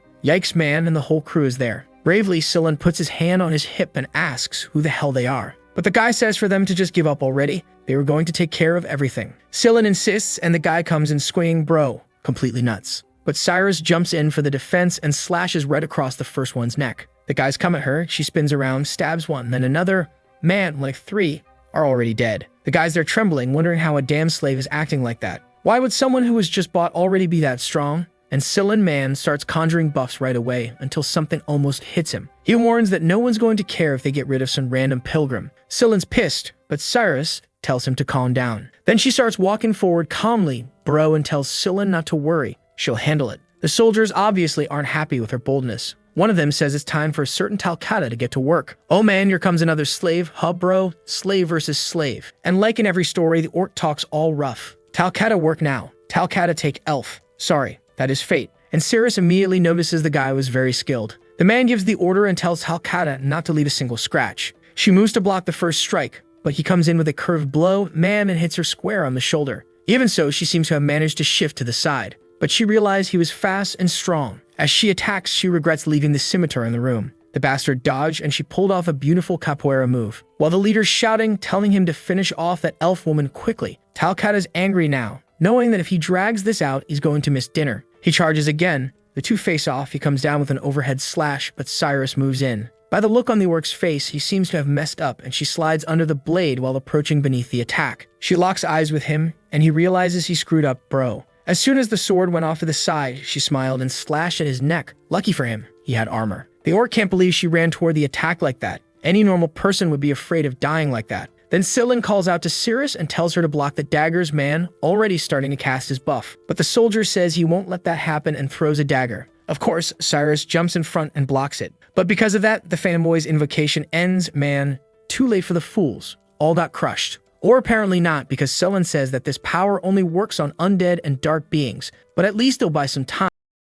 Or apparently not, because Ceylon says that this power only works on undead and dark beings, but at least they'll buy some time, so they better run. Cyrus grabs him by the collar, kicks a sword away, jumps, and climbs up the wall, man. The guys back there are obviously shouting orders to go after them, until one dude shows up and says it looks like they're struggling. He can't believe not even Talcata could capture that woman. Man, now the old guy arrives, looks like he's got 70 years of battlefield under his belt, saying he'll have to take care of it. As soon as the man takes the lead in a second, he jumps and vanishes. The soldiers left there shocked, thinking that the difference in power of an aura user really is enormous. And the bastard is there saying that it's been a while since he played hide and seek. In the rush, Scylla says they have to go back to the room and grab their weapons. Cyrus is sure there will be more enemies there, but Scylla says the only way they'll win is with their weapons. There was no way they'd be able to leave the city carrying a dagger, so they rush into the room. Bro grab the weapons, use a spell to hide their steps, but right then the aura guy is walking around nearby. The name of the bastard is Lantis. He's the master of the sword. Because he has aura, he can sense any movement in a 30-meter radius. While he's destroying the door, he can't believe that redhead was a high-level priestess. Some guy shows up and asks if Lord Lantis really lost track of the two, but he just tells him to shut up and orders the men to start hunting throughout the entire city. In the chaos, Cyrus wants to know if it wouldn't be better for them to flee to a more crowded area, to which Silence says that would only make things worse. Soon it would be announced the slave escaped and the whole area would become hostile. While running though, he's already thinking, now it's clear why pilgrims always die, man. On the other hand, a worst option was going back to that woman. My boy, girl, what did that girl do to you, my boy? He says he's never going back to that place with this skinny body, and that they have to find Lepen fast. So he casts a spell, asking the goddess to guide him to his destined path. The ability starts forming a path through the city, and a narration explains that this spell was actually created to bring couples together. Love might seem like coincidence, but when blessed by the goddess Philinance, it becomes destiny. Even Scylla is kind of confused, right, because it's working, but it's something meant for couples. Then Scylla starts praising and Cyrus praises back. Yeah, the two saying they're pretty impressive for their age.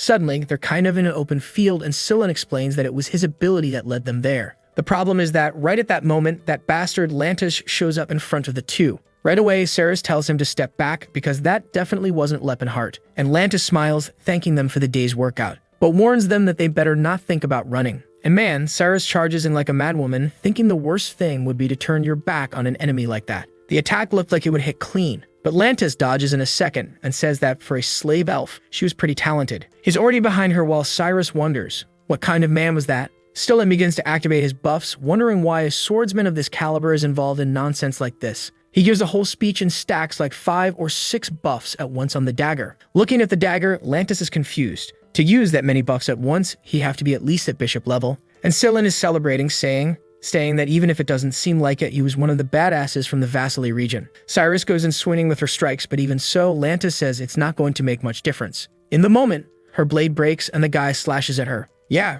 bro. Scylla's celebration got cut short. The bastard in front of them was an aura user, and even Lantis got pissed, saying he can't believe he was forced to use aura on an elf like her. Scylla knew that didn't make sense. An aura user shouldn't be in a place like this. With that kind of power, he could be living comfortably anywhere in the world. Sending this guy to capture a slave was like asking a dragon to use its fire breath to cook soup. Overhearing the conversation, Scylla finds out that his name is Lantis, a man who was once a renowned knight of the Empire. Born from a noble lineage, he awakened his aura before the age of 40, but Lantis carried a secret no one spoke about. His cruelty, which began with elf slaves, eventually extended to human women in the capital. Eventually, it reached the nobility, and that's apparently where his fun ended. Scylla says that now he knows where the damn monster had been hiding. He couldn't believe an aura user was getting involved in something so dirty. He really was just as vile as the rumors said. Lantis responds that even though things are tough, he still has to make a living somehow. He fled to this place after being expelled from the kingdom of Tychon. The other soldier standing nearby is just thinking that for a merchant group,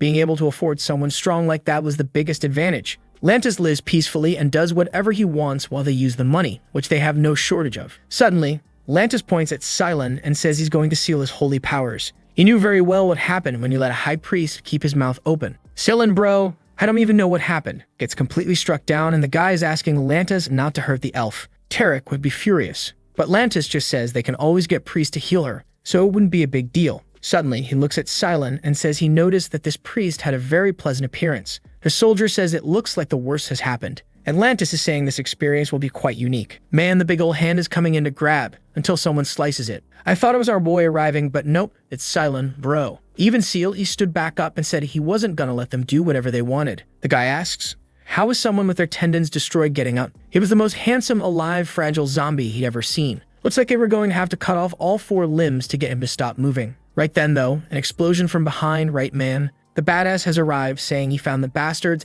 and that they were going to pay for trying to take Cyrus. Man, he's coming in with swagger, bro. Walking straight, tossing off the coat. Lantis as they're trying to figure out who this kid is. Clearly, he didn't just look tall. You could feel a mountain of aura surrounding his body. Then the guy nearby says that that's the guy who bought the elf. And Lantis asks what's with this nonsense of calling him just some random kid. Just by looking at him, his whole body was going on high alert. Lantis knew that if he couldn't see the guy's power, it meant he was an aura user too. But how could someone this young already have awakened aura? At most, he looked 20 or 30 years old. He goes to draw his sword, saying it's been a long time since he's seen someone truly strong. Lepen just replies that it's funny seeing him pretend to be a real knight. He was just a filthy old man and a pervert. Right away, Lantis charges in, bro, and of course, Lepenheart steps in for the brawl. While the guy's swinging his sword, Lepen is punching the blade man. The knight standing nearby can't understand a single thing that's happening. And bro, our boy's 1.90 meters is looking like 5 meters. It's straight up attack on Titan out here. Lantis is all twisted up in pain, but the fight seemed fair. A soldier asks if they should help, but the other warns. Man, if we get involved in that, we'll just die for nothing. While the fight goes on, Selin is casting healing magic on Cirrus,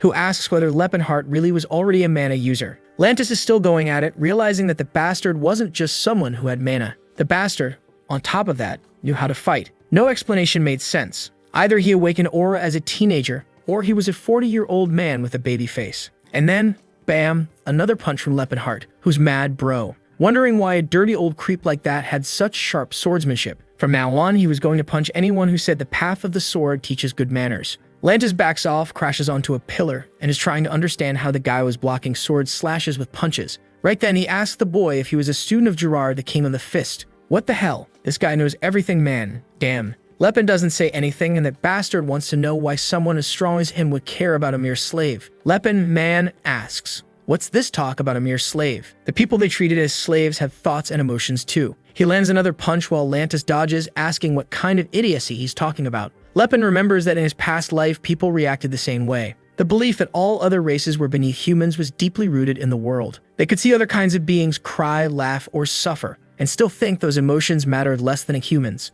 Lantis defends himself by saying humans were the chosen leaders. It was only natural that all the other races would serve them as slaves. Lepen says he only thinks like that because humans are the race currently ruling the world. His view would be different if another race controlled everything and he were the one in chains. When those in power enslaved the orcs, the humans celebrated. When the dwarves were enslaved again, they celebrated. Same thing with the elves. But all that celebration was simply because each time it was the humans doing the celebrating, obviously. Lantis asks if he's lost his mind to actually believe elves were equal to humans. Lepen's punch hits the ground and he warns. Cyrus is not a slave. Once again, that bastard Lantis dodges. While howling, Lepen is thinking that a system like this is doomed to fail. Humans were fools to think this cycle didn't need to be broken, or that their way of thinking didn't need to change. But it was also true that, at this rate, humans would forever live in fear, and eventually, the chains would be broken, and they would become the slaves. And that's why he knows that all of this has to change. And since it wasn't going to happen naturally, he forced it to happen. Finally, a punch lands on that bastard Lantis, who gets smashed into the wall. The man is sent flying and explodes on the other side of the building. And Lepen says,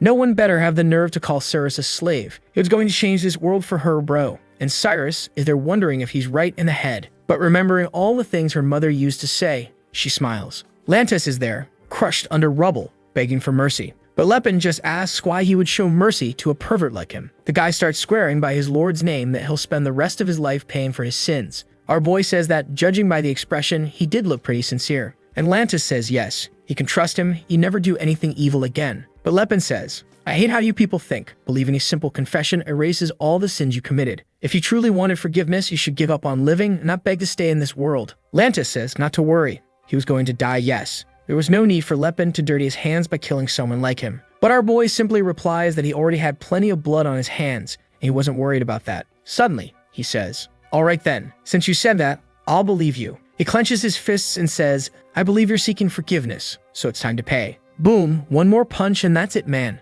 He was crushed. Forgiveness was a word that a bastard like him had no right to use. Woo, man, for a second, I thought he was going to let the guy live. I was about to tear my hair out right here, man. Glad he killed him. Thank you. He then turns to the two and asks if they're hurt. Oh my god, I called Scylla a girl again. I can't. Scylla says he finished healing, so everything's fine. While Cyrus, now all healed up, asks if Lord Lepenheart is okay. He's all emotional that she finally, actually spoke to him for real. Then Selin says that the guys were fleeing and Lepen tells him to come closer. If they took one more step forward, the result wouldn't be anything pleasant. At that, the guy turns around wanting to know how he can help. And of course, Lepen wants to know who sent him. The guy hesitates for a second, and Lepen is already drawing his weapon, saying it'd be best for him to speak up before he has to show him what mercy looks like. The guy wants to know, right, why someone talks about mercy while drawing a weapon. Next scene. Everyone's got blisters on top of blisters, and Lepen tells them to speak already. Then they reveal it was Tarek from the Rolfen merchant group. He lived in a mansion down in the southern region of Jeplin. Just follow Triangle Street and you'll find his house. Lepin knows this is the bastard who, in his past life, abused Cyrus for 10 years. And when he rescued her, this was the first guy he wanted to kill. But when he got there, the bastard was already dead in bed. A soldier asks if he's thinking of visiting Tarek and warns that he better drop it, because as strong as he is, that guy controls the second largest merchant group and attacking him would be like attacking half the empire. But Lepin replies that he knows very well who that man is and what kind of person he is. He starts walking off and says that, as promised, he's not going to kill anyone. But they better hold on tight because it's cold out here. Strangely, the guys are already healed, clinging to this strange turn of events. The scene shifts to Verit's house, where he asks Tarek where the elf is. The chubby guy replies that he doesn't know. Apparently, the crew is taking longer than usual. The friend wants to know what's with the elves, and he says they were rewards from Lord Lantis. The weird part, though, is that there's a commotion outside. And man, that noise is the guys getting launched with a punch to the head. But Lepin knows it's just some random hired soldier and tells Scylla to heal him so they don't die. The kid's so sweet he's even using a spell to erase the memory of the attack so the guy won't be traumatized. Not to mention, at the same time he's erasing the memory so no one knows he passed through there. Lepin says it's good to have him around. If he were alone, he'd have invaded, cut that guy's throat, and no one would have known a thing. Suddenly, the orc appears saying that Talcata will stop the human intruder. Then our boy, who speaks all languages, tells him that he who carries the blood of warriors should know. The man he's protecting isn't worthy of that protection. So why draw his sword for someone like that? Talcata replies that he is a warrior, and a warrior carries his sword when he has a job. How would he keep his honor if he went against his task? Lepin asks if his task is to live as a slave. That man wasn't his mentor. Talcata says it doesn't matter. A warrior answers the tasks he's given, even if they were forced on him. Our boy smiles. Orcs really never change. While Scylla is impressed that he speaks orc language, Cyrus is surprised too, but says that this time she's the one who'll handle it. He questions it, and she says there's no need to worry. Her weapon this time is different. Talcata says he feels like the weak elf has now become a strong one. Then our boy tells Scylla to keep an eye out, right? If anything were to happen, it'd be good to use a little power. Then he walks right past the orc, who asks if he's going to ignore him. Our boy says his target is ahead, and that he shouldn't dishonor the opponent by turning his back either. That works on the orc, who says that actually makes a lot of sense and lets our boy pass. Near one of the doors, Lepin immediately recognizes the smell. These were the famous drugs the nobles liked. Then he opens the door, and his expression instantly changes. Man, there's blood all over the curtains, and the two weirdos turn around asking who the hell this bastard is. They start shouting for the guards, wanting to know why that guy entered the room. Lepin then says that he's seen all kinds of filth in life, but this was something that even he couldn't believe. The drugs keep spilling out of the jar, and Tarek gets up wanting to know who he is and what he thinks he's doing there. The protagonist, though, just looks down at the floor and sees a bunch of dead elf girls. Right away, his expression is one of someone who is happy. Tarek starts calling for Talcata, asking where the guards are. Seeing that no one's coming, he asks how much money the guy wants. Maybe he wanted a share of the market, or maybe he was from the Tavan merchants. None of that, though, mattered. He just had to say the amount, and Tarek would double it. Lepin then says that clearly, he's been living like this his whole life. He may have missed the chance in the last life, but this time was going to be different. First punch to the stomach, and he's already vomiting everything he ate. The fat guy's wondering what he did to deserve something like this.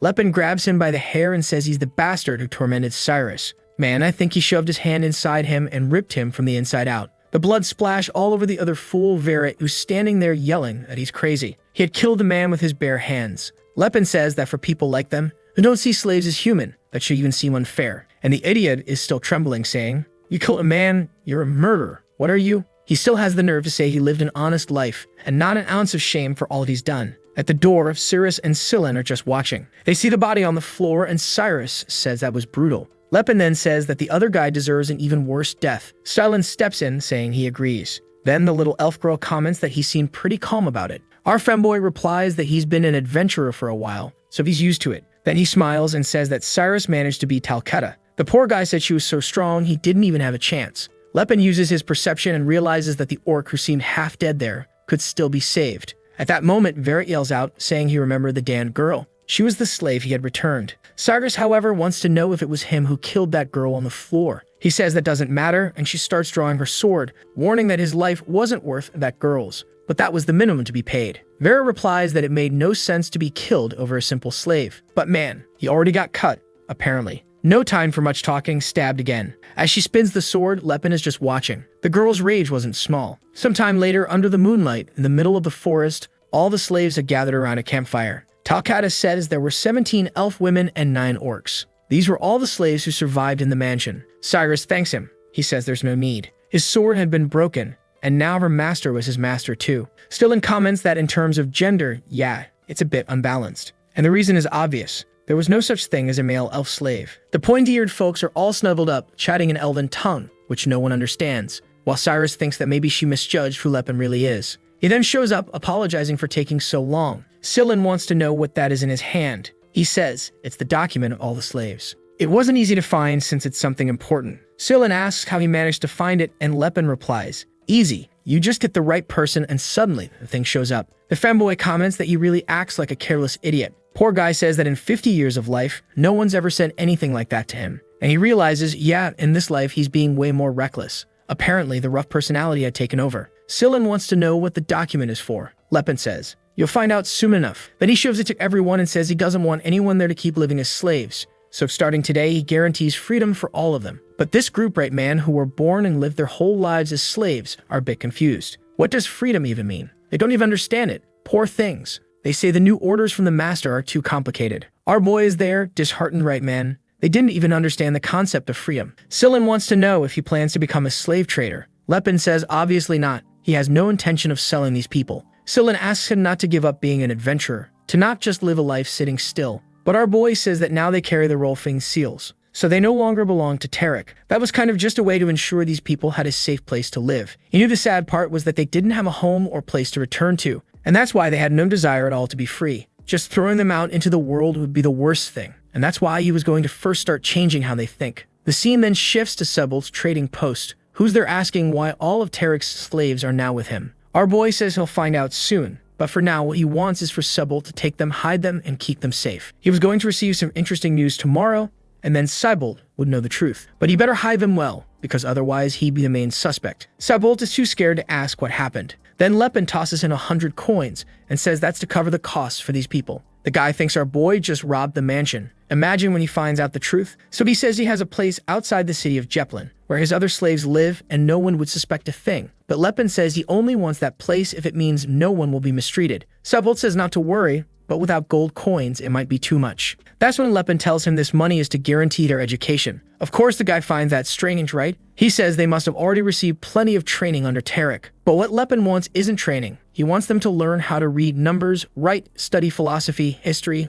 all that. The man is confused. He's never heard of slaves receiving that kind of education. Why do something like that? Lepen, though, says it's not so strange if you think about it. The more skilled the slave, the better it is for the master. But Sebald, right man, sees it differently. To him, a slave can't even learn something like that. So Lepen replies, doesn't matter. I'm the one paying, so just make sure they get the education. Whether it's worth it or not, doesn't matter to me. Even though he finds it weird, the guy accepts. The only problem is that few academies would accept an offer like that, which scholars would want to spend their time teaching non-humans. But that's something Lepen had already thought about. He says those scholars also teach regular people, and regular people need money. Those are the ones they'll hire. The guy thinks it's madness.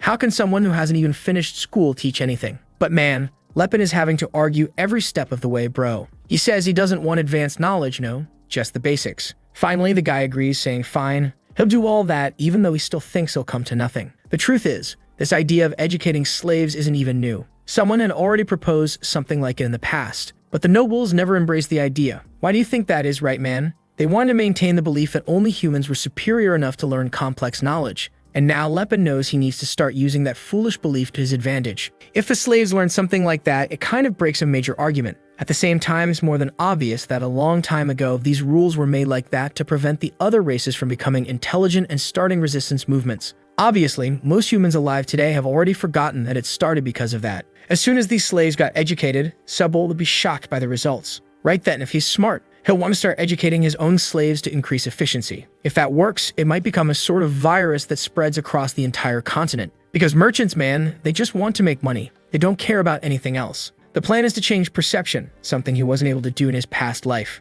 Ah, you sly one, you're all brainy and magical. Huh, you rascal. The scene then shifts back to the inn. And the poor guy is now asking if Sillin doesn't have a few coins to lend him. He had given everything he had to Sebald, right? And now he's broke. Cyrus asks if he wants her to sell the clothes they bought for her, and he says no, there's no need for something like that. Then she lets out a little laugh, and he realizes it's the first time he's seen her smile since he took her out of slavery. The next morning, the entire city of Jeplin fell into chaos. That's because Tarek, the leader of the merchants, and Verret, the heir of the Karen merchants, were brutally murdered. The identity of the culprit was unknown, and everyone who survived woke up with scrambled memories and had no idea what happened. 2 weeks later, Our favorite femboy is asking for Philinence's blessing over their man already heading into the dungeon. The pillar of light shoots up in the middle of the skeletons there, and right away Cirrus comes in slashing while Lepenheart is tanking there, taking just 1 damage. He realized the little dew he formed was pretty good. That's because Sillin was syncing up really well with Cirrus. It was strange that someone so young like him had so much battlefield experience. How young was he when he entered his first fight? At this pace, he'd end up even stronger than the old rival,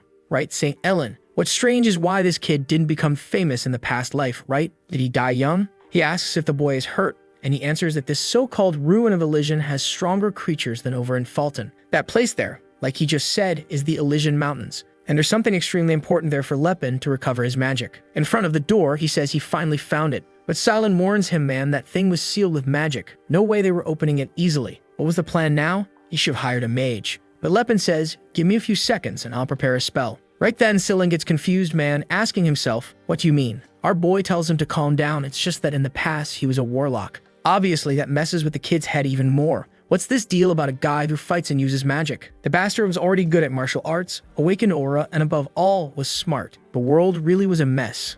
Meanwhile, he's a poor priest who can't gain an ounce of muscle. But Sillin wants to know, right, what's he doing just standing there? Our boy explains he knows how to use magic, but he has to gather enough time, the amount of mana. It takes a little while. So he starts speaking in a strange language and calls upon the names of the elders. By the power of the seal, he asks for the door to open. Man, the thing actually works right. It's like he was a 10-circle mage in his past life. Sillin immediately says he has to drop that warlock title, man. He took 13 minutes to open a door. Lepin, gritting his teeth, says the important thing is that it opened, man. And he went all the way there for an item called the Voice of Elysian. He was the first mage to reach 10 circles because of something like that and would go crazy if he couldn't get it. But man, his expression changes when he sees the room is empty. In the middle of it all, there was just a staff lying there. On the way back, he's all worn out, asking himself how this happened. It made no sense at all. Sillin says it's obvious, right man? Someone explored it before them. After all, right, the ruin doesn't belong to anyone. But Lepin knows. That ruin was only supposed to be discovered 17 years from now, and he was the one who discovered it. Clearly, the future is changing. Sillin, though, showing a little piece of wood, says at least they didn't return empty-handed. That looked like a great artifact. Cyrus calls it by its elvish name, getting wrapped up in energy, man, and damn dude, it's the demonic bow of Naylan, a magical weapon summoned through magic that caused more damage the more the person concentrated. It looked like something ordinary, but it was made from the sacred tree of the elves. One arrow disintegrates the whole tree, holy hell. Why would someone leave that behind? Who stole the thing our boy wanted? Sillin says he'd never imagined that that little piece of wood, right, was such a rare weapon. And Cyrus comments that really, it was something amazing. Then the little femboy wants to know why someone left such an incredible item behind, and right, how did he know it was an artifact? Lepin knows, right, because back then he met Cyrus and she told him, but he answers that he just heard it around. His friend then asks him not to be sad. There were plenty of ruins across the continent. But Lepin knew there was nothing that could replace the Voice of Elysian. It was the only artifact in this world that could restore the magical power he once had. Sometime later, he arrives at the village of Gihalan, and man, the boys were served a feast. The tough cook says she hopes they enjoy it a lot, but not to the point of running them out of food. They're all complimenting it, and she says their cook really is very good. It was just a shame that recently there had been some arrogant folks around who wouldn't stop complaining about the food they served. Sillin asks who those people were, and she answers that it was some knights from a noble family who passed through there a week ago.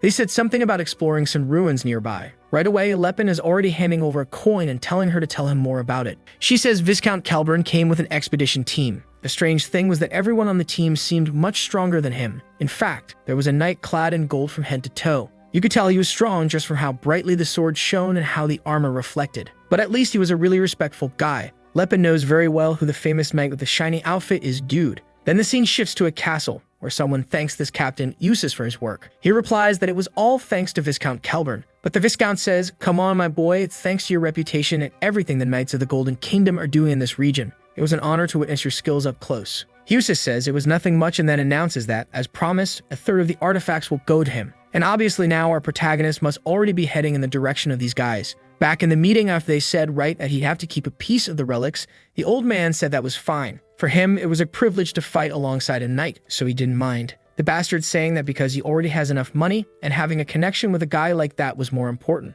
Look at this artist. Dude, he made a split painting to represent how separated they are. Big brain. Eustace wants to know what Kelburn's going to do with the adamantium or chalcum they found. He replies that he's already sent some guys to craft some weapons and armor. Eustace says that from the looks of it, he must have countless talented dwarves, right man? Suddenly, he laughs and calls his daughters. I didn't get what was so funny, but he's going to do the obvious, right? Tells his daughters to introduce themselves to Eustace. Says he knows Eustace is married, but he wants to build a good relationship. I'm not understanding, but my guy, Eustace is Sigma in relationships. He says that in this life he has no intention at all of getting involved with another woman. Whoa, that made Kelburn even lean a bit sideways, right? Did he offend the bastard? He asks something about the guy's younger brother, but right then, Eustace shatters the glass, his hand bleeding, and says he doesn't have any younger brother. Everybody starts shaking, bro. He just apologizes. Suddenly, the door bursts open and a guy says that a demon appeared from one of the artifacts. I thought it was like a metaphor, but there's a half-horse man with sights on his elbows, sending soldiers flying everywhere. Eustace takes a look and sees that it was probably a summoning artifact that got mixed in. It was just weird that no one noticed something like that. Then his expression changes and he clenches his teeth, wanting to know what that idiot thinks he's doing. Someone starts approaching the fight, carrying a base shield with a sword on his back. Man, this kid's got a guts from Berserk vibe. Doug, y'all feel that too? Just me? Alright. The mages are getting some attack orbs ready over there, calling for the great Eustace, and the others are throwing some ice attacks.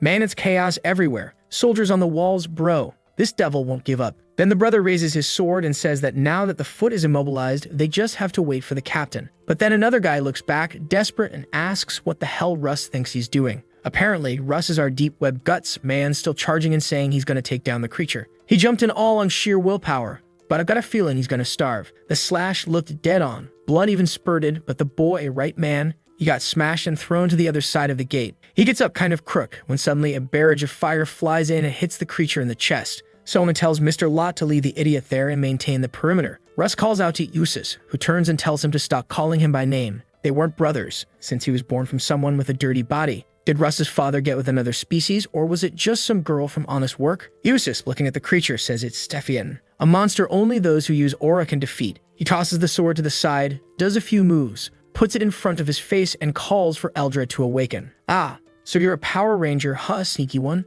Look at the little armor showing up on the boy, dude. Now it's clear why Lepenheart recognized him just by the armor and golden sword. And apparently we're not even going to see the fight. We're already back with our boy and the little femboy, who's telling our guy that Eustace is one of the strongest magic swordsmen on the whole continent. Some even say he's as strong as aura users. Ah, so he's not one? I thought the guy was the badass man, he's out here starving. Lepen, however, doesn't care about that. He just said that Cyrus looks beautiful in that little pajama set. Then Silent comments, right, that even though the guy uses magic sword stuff, will he really handle someone who uses aura? Lepen says it's hard to say. The Eldred armor was the most powerful weapon that existed in that era. The problem is, it wasn't easy to wield the power it gave. That item was made from the true gold of Eldril, a material infinitely more resistant than mithril. Both the armor and the sword were considered masterpieces of the Silver Age. Wearing that item lets you create countless spells with a simple command. But the combat ability still depended on who's using it. Then Eustace says he'll become one with the feather that rides the wind. The creature starts approaching, but he goes in with a vertical slash, calls for Eldred to awaken again, aims for its head, boom, an 8-circle explosion. Back in bed, our boy says that the Tens family has been doing tons of research into Eldred's power. After all, they know that just having a powerful tool doesn't make anyone invincible. Selin comments that he seems to respect the magic swordsman a lot, right? Normally, people who rely on aura aren't like that. Lepen explains it's just because the way House 10's master armor use was above most swordsmanship. Back with Eustace, he's there mid-fight prepping an attack. For the love of God, every knight's gotta read like 15 magic bubbles. I'm just gonna say he threw out an attack, alright. While he's killing the beast, Lepen's explaining. Not everyone who trains in swordsmanship can awaken aura. However, the golden armor always stays with the most important person of that generation in that house, so right, a knight like this always exists. That's why this guy's house is so powerful. They're guaranteed to have a knight in every generation who's as strong as an aura user. He comes in for another attack now, this time calling for the blessing of the goddess of ice, and finally seems to open a crater in the beast's chest, and everybody celebrates. While he's there in his swag after killing the monster, Lepen's in bed wondering if he could beat that guy. Silin asks if our boy's planning to fight the Tens family. Lepen says no, but he has to recover the artifacts. Silin, Dan him is way too honest. He says he helped our boy before, right, because it was kind of the right thing to do, freeing those slaves who were suffering. On the other hand, House 10s had honestly explored the ruin and took the artifacts. So right, there was nothing wrong with what they did. If he were to take them now, it would be the same as stealing. Lepen realizes he'll have to convince the damn kids somehow, and so he says he's going to reveal the truth, that they're companions. Apparently, he mentioned right about having Master Gerard and said that he needs to retrieve the artifacts the Master hid in the dungeons, and one of them was that one. Poor Silin's over there thinking, right, that it makes sense, right? Our boy argues that of course it does, otherwise how would he know the paths and everything else? He feels bad for having to lie to Scylla man, but he just can't help it. Dude, he needs those artifacts. The kid, though even being deceived, says he finds it strange. No matter how valuable those items were, Lepen didn't seem like the kind of person who wants to steal from others, which makes him realize that he really must need whatever it is. That damn femboy can't be fooled, right man? Lepen just says he really needs it. Back with Eustace, a brown officer is showing up there praising him, saying it was incredible, wasn't it? Sephian didn't stand a chance against the Golden Knight, but Eustace just tells them to clean everything up and stop bothering him. Then he glances at Russ and man, I'm already feeling sorry, and says that someone who can only do a vertical slash is useless. He should stop going around saying he belongs to the House of the Sword of Tens. That thing about only doing vertical slashes, doesn't that come from a story or something? Like the Lazy Noble, don't know if you've seen that one where he, right, only does that, just vertical slashes. And he's a beast, huh, dude? Russ is there saying that he still belongs to the house and to the sword he carries too. Next day, there he is again doing his downward slashes. At least the guy's determined, right, dude? The guys show up in the morning wanting to know why he did that stupidity in the middle of the fight yesterday. He goes back to training and answers that he was trying to kill the demon, obviously. The guys say he's an idiot. Why do you think anyone was asking for his help? All he had to do was wait for the captain. Russ turns around and says, I am also from House Tens, and if you have a problem with that, just challenge me to a duel, I'll accept. I thought the guys would actually challenge him to a duel, but they just said he was a bastard and walked off. The story says Russ, he's strong, but he only learned one single skill, the downward slash, right man, and the breathing technique. Wait, so that's two already now? Any sword master who saw his downward slash would say it was a magnificent skill, but besides that, right, he had absolutely nothing else. House Tens may have forgotten the true way of the sword, but as a noble house of knights, even their guards were very skilled. But for some reason, dude, Russ's father was there saying he couldn't teach him anything. That's because all the vassals, everyone in the house, was against teaching techniques to an illegitimate child. The father says that was the fragment of the path of the sword. Those were the movements that would lead someone to the path of aura. Maybe one day he could awaken that power they lost long ago. Got it. So even with everyone against it, the father gave him the tip about the downward slash. And Russ, since then, dude, has been on that grind. The boy's focused, dude. The problem is that House Tens, which once was considered the one with the most powerful swordsman, now right, had this kid there who didn't do anything. Everyone considered him pathetic and said he only made the house's reputation even worse. At the window, Eustace watches and says that this pathetic excuse of an attack wasn't going to take him to the highest level of swordsmanship. That's because all the other fragments of the path of the sword had already been lost. Unfortunately, his brother was an idiot, but still, that child. So you think you're Itachi now, huh? Sitting by the window playing the edgy villain, and when the boy gets close you pretend you don't like him. But you do like the kid, don't you, you sly dog? Russ is over there exhausted, focused, and yelling. And Eustace from afar says he's a genius. Now I don't know if he likes the boy, if he doesn't like him, if he thinks he's a genius, or if he thinks he sucks. I'm confused. What did you know is that there's a Lepenheart out there in his cloak dude moving through the forest saying it's better to try and sneak in this time. What's making him angry is that damn Viscount has a gigantic castle. No wonder. That's the home of the guy who controls all the mines in the region. The poor soldiers were there like, shift's over, time to rest. And then bam, got smacked in the back of the neck by Lepenheart and went night-night. While the two of them are walking down the hallway, talking about the knights about the guy with the armor. What they don't notice is that there's a Lepen up in the ceiling dude, asking himself why he's suddenly living like a gecko. But he moves along going from pillar to pillar and realizes that the life of a thief isn't that bad after all. Maybe he was born talented for this. Already seeing the guys in front of the door, he knows the ones with the slightly better armor belong to House Tens. But the first one already takes an elbow to the gut, and the other goes down in a rear naked choke. He ties the suckers up, walks up to the door, and notices that unfortunately, it's got heat and motion detection. He can spot it easily. The bad part is that it's kind of hard to disable. On the other hand, if it's a magical barrier, it has to be powered by some kind of core. He sees a stone on the floor, and when he picks it up, he notices some markings. As soon as he destroys it, the barrier drops. And there he is inside the hall. Right away, he starts recognizing the harp and other items.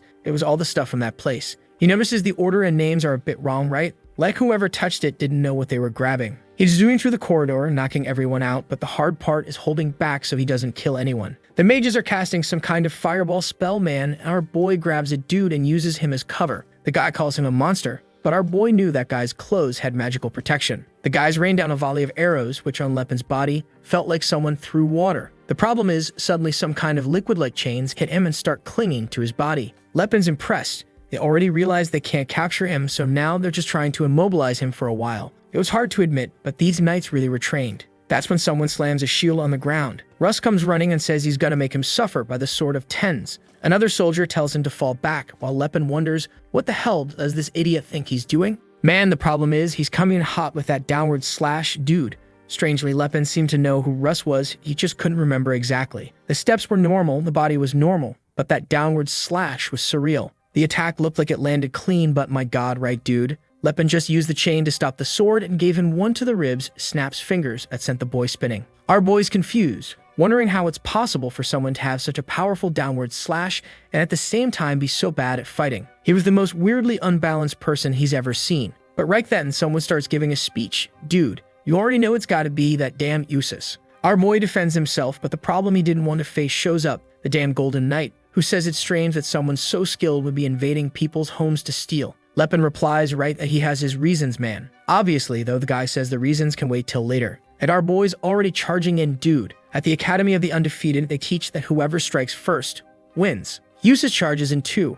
Our boy dodges the sword strike and goes in for a punch. The knight manages to dodge it. The two of them pull back, and the army guys are wondering what Usus is doing and why both of them stopped in the middle of the attack. Seems like they both made kind of a suicidal move, but since both attacked, both would have ended up dead, and so both backed off. Suddenly, Usus starts chanting his whole thing and activates his shadow ability. But poor guy's using magic against Lepenheart, who knows them all. Our boy moves his cloak, disperses the shadows, and now the guy's already wondering how he knows that power. Our boy's about to say that magic is a new thing for him, but the damn guy is already coming in for another attack. Once again, he dodges, and now, dude, every time he rushes toward a spot, he's got dodge and attack. And man, now he came back and landed one right in the chest. The blondie can't believe the blow actually did damage through the armor. But he shoots off another combo of magic, calling for the goddess of fire, goddess of ice, goddess of who knows what. And Lepen's realizing that the rate things are going, his life's at risk. Another explosion inside the walls. And from the middle of the smoke, he is now realizing he's gonna have to take this seriously. The guy had used a material destruction spell that's an extremely advanced kind of magic. And Usus, once again, wants to know how the hell this bastard knows how to deal with all the spells.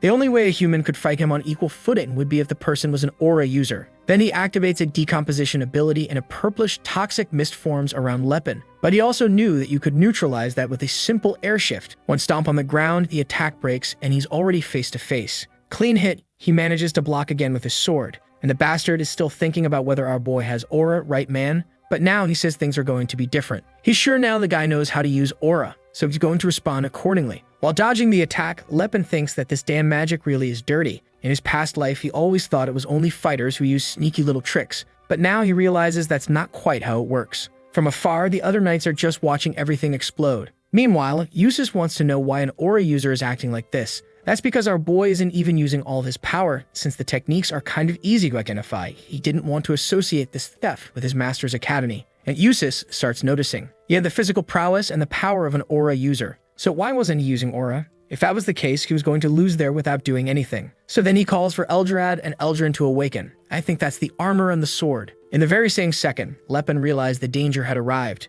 and the bastard's charging at him with everything he's got. Strangely, Lepen looks at it all and thanks the guy for being the Golden Knight. The attack looked like it was going to land straight on, but hit a barrier. Our boy had activated the spiral guard. Yeah, I remember he had learned that one, right? It took him longer to learn. It's what the teacher said. A blinding flash clouds everyone's vision while the brother is calling for Usus. Boom, explosion, and from the middle of the smoke, our boy was already out to there. The sucker is talking to himself like, that's impossible. How did this guy block that ability? And man, our boy did block it, but came out wrecked. The spiral guard activated too late. He jumped off the top of the building toward the river. One of the soldiers asks if Usus is okay, to which someone responds that they urgently need to find out which artifacts were taken. On top of that, they were supposed to deploy a team to track this guy down. They couldn't let him escape. The guy says right, that if someone jumped from that height, he'd be dead. But Usus knows that someone like him would never die from something like that. Suddenly, Cyrus wakes up in the room. She gets up startled, saying something's wrong, and Scylla asks what happened. She says she can't explain it, but she has a bad feeling that something happened to Lepen. Dude.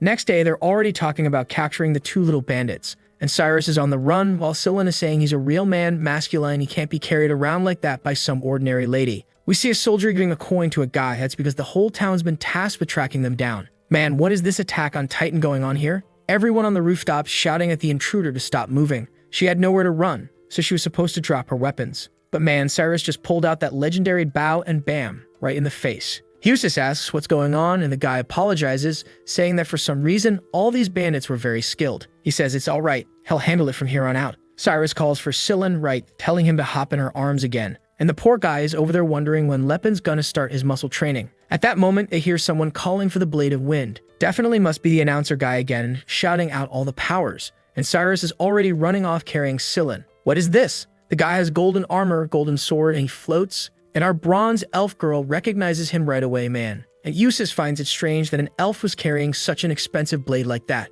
Here comes the femboy buff dude giving him the courage of a lion. And Eustace notices that this weird little group wasn't just some common bandits. Our femboy is thinking that damn Lepen underestimated these guys and now dragged everyone into this mess. Man, in 1 second, Eustace was face to face with Cyrus. Poor girl managed to block but got thrown far. I didn't really get how we got here, right? But man, I imagine soon enough they'll all connect. We then see that after falling into the river, our boy woke up all bandaged up. And going up against that guy without using all of his techniques clearly was a stupid idea. But whatever, the result wasn't that bad. He managed to recover the voice of Elysium. What he wants to know is, where is he? A little dwarf then appears and asks how he's feeling, introducing himself as Ethos. Our boy says his name, and the guy asks Taylor to bring him a bit of soup. The story makes a point of saying that this one is an adult dwarf, okay? She's a marriageable age. Why that info matters, I don't want to know. What Lepen does find strange is that dwarves usually aren't this friendly, right? So why this? But that doubt quickly fades when a certain someone else appears. A priest who follows the god Alport named Gelfried, who welcomes him and says their savior has awakened.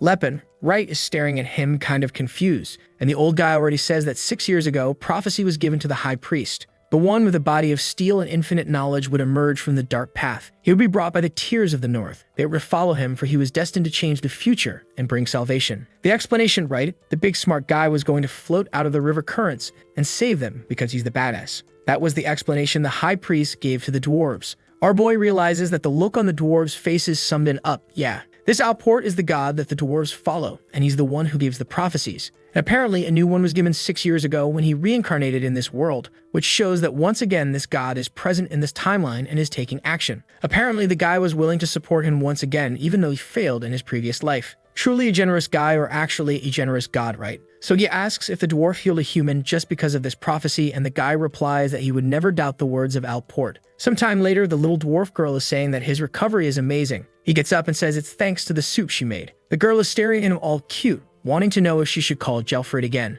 I'm thinking this dwarf girl might have some interest in other races. He starts walking off to find the guy, and she's clinging to his arm. Unlike the orcs, the dwarves manage to keep their culture even as slaves. That's because, right, their roles are different from other races. Among the enslaved, they're the only ones who get specialized work that humans can't do. The knight tells him to say how to find gold mines, and the dwarf says it's easy. You just listen to the voice of the earth. Simple as that. Because of these non-transferable skills, they kind of kept a certain status and managed to keep functioning as a society. The little dwarf girls, though, are feeling a bit unsure. One commenting that they said he's the savior, and the other saying, but he's human. That doesn't make sense. Lepen asks how many are there, and the clingy one says about 60. Then she comments that it's strange. It seemed like there weren't any men in that place. And she says it's because the men are all in the mines and mountains. Lepen knows that actually that's kind of a tactic. Humans like to keep the dwarves separated, because if the men start a rebellion, right man? All they have to do is attack the women and children. Then we cut to the little dwarf guy welcoming him again, saying he looks like he's feeling better. Our boy asks not to be called savior, just Lepenheart is fine. Because Gelfried explains that he doesn't really know why the boy is considered the savior either, but at least he could see in his eyes that he didn't see them as slaves. Lepen says yes, he saw the dwarves in a good light, but that wasn't enough to place the fate of an entire race on his shoulders. The old guy, though, responds that he also has no idea why Alport chose a human as the savior of his people, but he clings to the belief that the god would give the best opportunity for the prophecy to make sense. Now how the boy would save them, that was a mystery to him too. His role was just to help him with whatever he needed. Besides that, when he called our boy savior, for some reason he felt like he didn't seem very surprised. Lepen's they're kind of like, yeah, true, since he's already been through this once before. Then he asks why the dwarf called him, and the girl says the high priest wants to meet him. He's the person who receives the oracles from Alport, known as Father Macallan, the spiritual leader of the dwarves. Lepen's already grinning. Macallan is the little dwarf who was with him back at the end when they destroyed the kingdom at the beginning of the story. Then Galfed says he really is quite interesting. He didn't think the boy would accept such a strange story like this so easily. He was wondering how he was going to explain it and convince him, especially since, unlike the dwarves, he doesn't hear the voice of truth. That's why he's impressed. He's acting like he actually understands everything. Lepen's just there grinning, but he knows, man, Antaries fell in the past life. Following the same path as Alport in this life would only lead to the same story again. However, Macklin was a wise dwarf, and talking to him to look for another solution might be the best option. At that moment, they're close to the Great Forge, which isn't that far really. Galfa then says that he's going to be taken to the Great Forge, and along with him will go the guide, who is the last descendant with warrior blood in the dwarf clan. The little girl now introduces herself as Telestial Hammer. The Sixth Sense dwarf man says now that he felt when he mentioned the Great Forge, the guy wasn't surprised. I guess it's got something to do with this voice of truth thing, right? Our boy says he's used to it. The dwarf keeps getting surprised and wants to know how he accepts everything and knows them so well. Lepen replies that unfortunately, for now, it still wasn't the right time. Right at that moment, the little fool opens the door calling for the savior. The elder asks Ethos, who's questioning our boy, if he has any companions. An elf and a young boy, real cute, real fine. Why did I say that? I was trying to make a joke, but I lost control. And he tells Lepen that both of them were taken to Viscount Kelburn's castle. The scene cuts to Eustace yelling, saying they have to find out what these bandits are trying to hide. They were to forget any chivalry and use the worst torture possible to make them talk. The guys at the door say he can count on them. Eustace is thinking that that strange elf had a magic sword that would only belong to a captain of the High Order. Not to mention the priest boy had the power of a bishop. He had to figure out who these two were fast. But apparently the soldiers aren't very good at torture. They're standing there asking like, how do you get info out of someone? The other goes, yeah, I don't know. Can't hit too hard or they'll die. But if you hit too soft, they won't talk. Then the door opens and one says it doesn't matter. In the end, they just have to get them to talk somehow. Varys says he got it, and Rento agrees, man, let's hit him on the head. Half an hour later, strangely, the guys are all red in the face. Apparently, they got stunned by Scyllin's endless rambling. And it's not just any rambling, no. He's already revealed absolutely everything. He already told them that Lepen is from the Martial Academy of Master Gerard. Like he met him in town. Man, wherever they want to know, he's spilling it. He's even talking about the training our boy went through and asking if they don't think it's impossible. Someone training for 6 years and suffering that much doesn't make sense, right? The guys are already on their knees like, tell us more. He's telling the old dude, the speech bubbles are massive. He starts losing his voice, and one of the guys even offers him some water. He thanks him and says he'll keep going, not to worry. One of them even asks, dude, are you sure it's okay for you to be telling us all this? Where's your loyalty to your teammate? Scyllin replies that he's got nothing to hide. The guy pushes, you sure, man? He's the successor to the Fist King. If people find out he's involved in theft, it'll ruin the team's reputation. But the little egg replies that if that bastard cared about reputation, he shouldn't have stolen anything in the first place. The guy agrees, yeah, that does make sense. Now that they've found out everything, they want to know where the stolen artifact went. That's when Scyllin says that, unfortunately, that info he can't give, because he doesn't have it, man. They stay to the house, and Lepen still hasn't come back with the items he stole. The guy thinks he's lying and says that finally the bastard didn't tell them something and orders him to stop hiding. They're sure the group must have had a backup plan in case things went south. But Scyllin just replies that they didn't make a backup plan because Lepen is an aura user, right man? He'd never fail at something as simple as a robbery. The two guys are standing there all confused, asking if this is really how interrogation is supposed to go. They thought it worked differently. Meanwhile, in the middle of the forest, there's Tyla, blushing hard, watching our boy saying he's impressive. That's because he already went, killed a boar, hunted, threw it in the oven. Dude set up the grill and is prepping the food for the two of them. Tila, however, wants to know if he's sure it's okay to hunt there, right? That's Kelburn's territory. Lepen replies that he doesn't really care anymore about such trivial things. She's standing there like, not sure why he's talking about this all of a sudden, while Lepen's deep in thought. If he wants to free the races, he won't be able to follow all the laws. After all, the very act of wanting to liberate the races is, in itself, kind of against the law. He takes a bite of the meat, saying he's got to hurry up, recover his energy, and settle this. Meanwhile, Tila is just staring at his body, saying that he was healing way too fast. One movement of the arm to the side, man, everything goes quiet for a second and boom, a barrage of energy bursts out. The beast stands up, abs over abs, saying that now he's 100%. Back at the castle, there's Eustace, saying he knows it wasn't a coincidence. Out of all the artifacts, that guy didn't just happen to grab that one by accident. That young man knew something. Then we jump to a month earlier. Someone approaches and asks if he's Eustace the Golden Knight.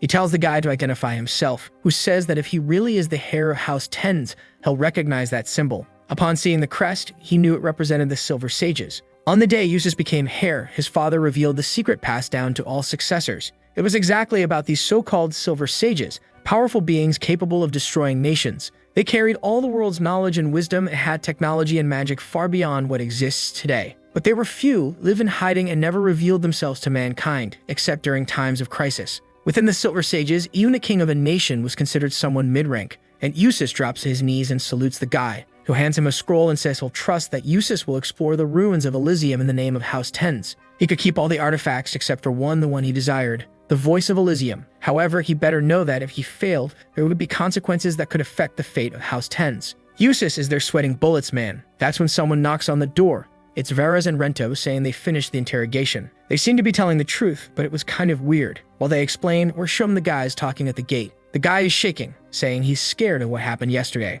He was calm when suddenly, boom, he took one out of nowhere and blacked out. When he woke up, he saw that guy destroying everyone with just his fists, mowing down 30 soldiers. And the problem is that now Eustace brought in that guy's companions. He's scared that Bastard's coming to rescue them. Suddenly, the guy looks to the side and feels a chill run down his spine, man. Oh snap. Walking across the bridge is Lepen. He's already arrived, activating the Horn of Calamity. At that moment, Eustace's face is full of fear inside the room, asking if that guy really was a student from the Academy of the Indomitable. Why would a Silver Sage want something that belongs to someone from the Academy? Keep in mind, right, that Sillin probably already told them what our boy said, how his master left that item there for him to retrieve. And I think, yeah, he told all of this, and now we're at that conclusion. Got it? I think so, right? Eustace knows there's a chance it's a false claim, but still, that boy was a bishop with power like Philinance, and someone so young with that level of sacred power surely didn't have the knowledge to fake this kind of stuff. To Eustace, those two were just pawns being used by that guy. And the problem is, they were now going to be abandoned without a second chance.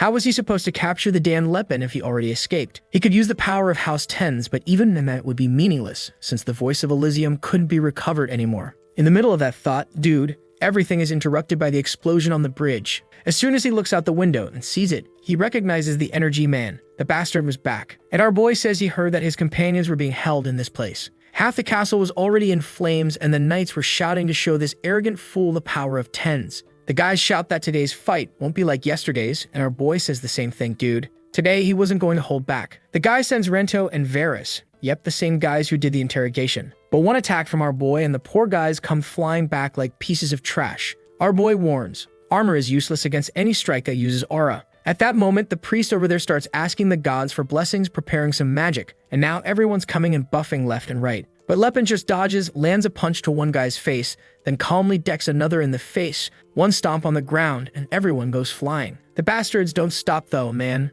Ice arrows, fire arrows, lightning bolts. Lepen's thinking, mages really are damn scum. One day he's gonna have to deal with these guys once and for all. He punches upward, kind of reflecting the attacks, and the guys go flying back. Lepen knows very well, mages lose focus easily, even from small injuries. With that dealt with, he moves on to handling the priest man. It's a little slap on the back, a light chokehold, a gentle smack on the cheek. The guys are calling him a coward while he laughs. The bastards were 50 against 1 talking like that. Lepen also knows how to deal with priests. You have to make them pass out as quickly as possible. That's because most of them start receiving more blessings the more hurt they are, so it's kind of bad to keep hitting them. The guys keep attacking with everything they've got, but there he is, standing still with arms crossed like a rock. The bastards already noticed.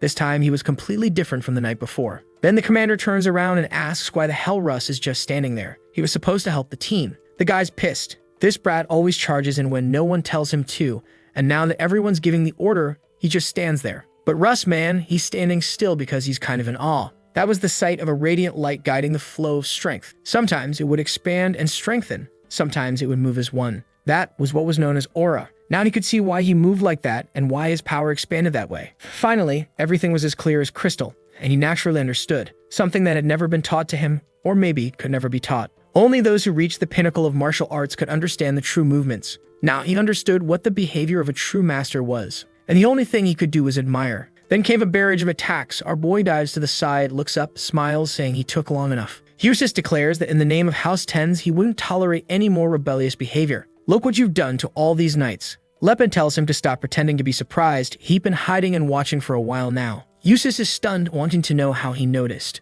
and Lepen already sees it. The guy has the magic armor that gives him power comparable to an aura user, but he's ignorant when it comes to sensory circles and aura expansion functions. He says he knows Eustace wanted to test his abilities, but sending his subordinates like that, man, that's harsh. The rumors said he was a noble and righteous knight, but it turns out he had a shady side too. The soldiers around are saying that Eustace would never do something like that. Lepen tells him to explain then, what took you so long? Were you in the shower or something? The poor guy's all twisted, saying he was just napping and woke up groggy, and that's why he didn't arrive right away. But he's already drawing his sword, saying it's fine. He would pay the price for tarnishing the name of House Tens. And here comes the bastard again in his Power Ranger transformation. Tornado right in front of Lepen. who says that this time he better not hold back. As soon as Eustace jumps in right man, he's already firing off his magic. I'm gonna read it once so you get an idea of how long this guy's spells are. The eyes of the assassin pierce through shadows, and the leopard's cry empowers his limbs. And with the dragon's sense, I gaze upon the world. It's like that. Oh man, I hope that wasn't it. The flow of purity form in the world shall empower my blade.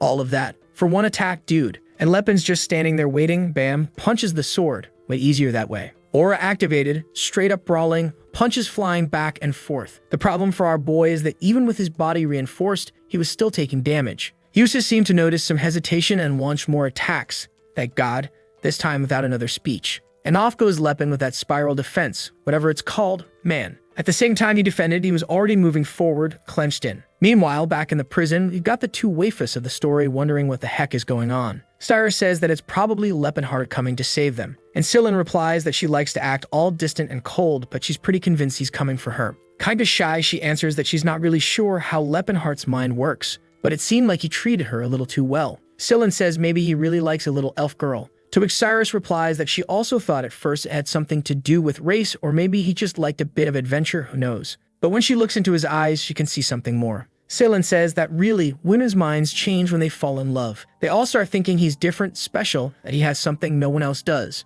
And then after marriage, they go around saying they were fooled. At least that's what he learned back at church. Then he throws himself against the wall saying this damn Lepen. He should have stolen the thing properly. Why did he drag everyone into this mess? Cyrus says that up to now, he's handled everything pretty well. And the little redhead replies that he only accepted it because he should have stopped Lepen, not let him go and do something this dumb. Besides, he knows that there are situations in life where you can't follow all the laws. Cyrus says he's actually quite a mature little guy. And the rascal replies that he's turning 20, so obviously he's only a little younger than Lepen. Shocked, she answers that she thought he was at least 20 years younger than Lepen, not 3. They're in the middle of that whole back and forth when suddenly, Tila opens the door and asks if that's Cyrus there. She steps in, introduces herself, and says she's there to help Lepenheart. Cyrus asks what's going on. Is she a dwarf? And Tila just says they'll talk later, alright. First, let's get out of here. Scylla, however, comments that for a dwarf, the only thing different about her was the ears. Already heading up the stairs, Cyrus asks if that's really the only difference he could notice in a dwarf. Seems like he's a pretty innocent little guy. Right then, a soldier shows up on the side asking how the hell those bastards escaped. Man, in a second, Cyrus lands a thick-thighed knee right in the guy's face. While Tila comes rolling in, totally chill, blocks the human's attack, grabs his weapon, and throws him across the room. Scylla comments, damn, she's strong, huh? And she says it's normal. Dwarves are like that. Then she tosses something through the window and tells him to hurry up and go. The flare explodes in the sky, and our boy already knows that Tila pulled it off. At the same moment, Eustace realizes everything up until now was just a trap. And our boy is there, aura activated, saying, of course it was. Why would I enter through the front and draw so much attention otherwise? But that just makes Eustace lose it even more, because Lepen still wasn't using all of his strength. He comes at him with another sword strike, our boy dodges to the side, and now moves in to land one right in his face. The bastard still manages to defend and swears he won't be defeated like this. But now Lepen is advancing, without giving him any time to breathe. One more punch, it looks like it hits the ground just as the guy comes from behind. He launched an Edram attack, but our boy takes one step to the side, comes up from below and lands an uppercut right in the gut. But Lepen quickly noticed the sensation wasn't that of a normal body. The guy turned into a bunch of shadow, and several clones started popping up around him. But our boy, being a magic expert, knew that these illusions were simple to deal with. All he had to do was sense the presence of the real one. As skilled as Eustace was, he really didn't know how to fight someone who had aura. All the clones throw their swords into the air and start reciting the same speech. But in 1 second, Lepen's already face to face with one of them asking, "You the real one?" The punch lands clean in Eustace's stomach. He's shocked. How was he found? But to Lepen, man with aura and mage experience, that was easy. Still, the bastard doesn't give up. He prepares another attack, saying he doesn't know how, but the House of Tens will not fall. Fires off another one of those speeches while our boy just activates Spiral Guard. Another speech, Spiral Guard. Another speech, and you already know, right, dude? It's Spiral Guard, Spiral Guard, Spiral Guard. My god, when is this going to end? Eustace wants to know what the hell that ability of his is that reflects everything. Lepen says other aura users can't use this ability. Not because it's hard, but because it's extremely risky. Every aura user can expand their barrier in a uniform way around themselves for protection. The difference with the Spiral Guard is you spin your own aura together with your body. Normally, it rips a person's body to shreds, but his right man, trained like steel, stays completely intact. The only problem is that it burns through a massive amount of aura. The upside, it blocks anything. Eustace wants to know who's backing him. Lepin steps aside and says, "That'd be my assistant, over there." Obviously, that just pisses off the poor guy even more, and he instantly calls for Eldred to awaken once again. Man, now the guy comes in with the final boss move, the Light of Eldril. Even Lepin tightens up. He knew that wasn't a move to joke around with. To counter that, you'd have to use his strongest ability too. Oh snap, he called in the Horn of Destruction. This time, he was going to counter it with an actual strike. And bam, here comes the punch of the 4 layers of the Horn of Calamity. The entire castle shakes. The fist that hit the sword shattered the armor. Eustace can't believe a skill like that exists, man, but he's still trying to resist. He realizes that the attack created a kind of explosion pattern,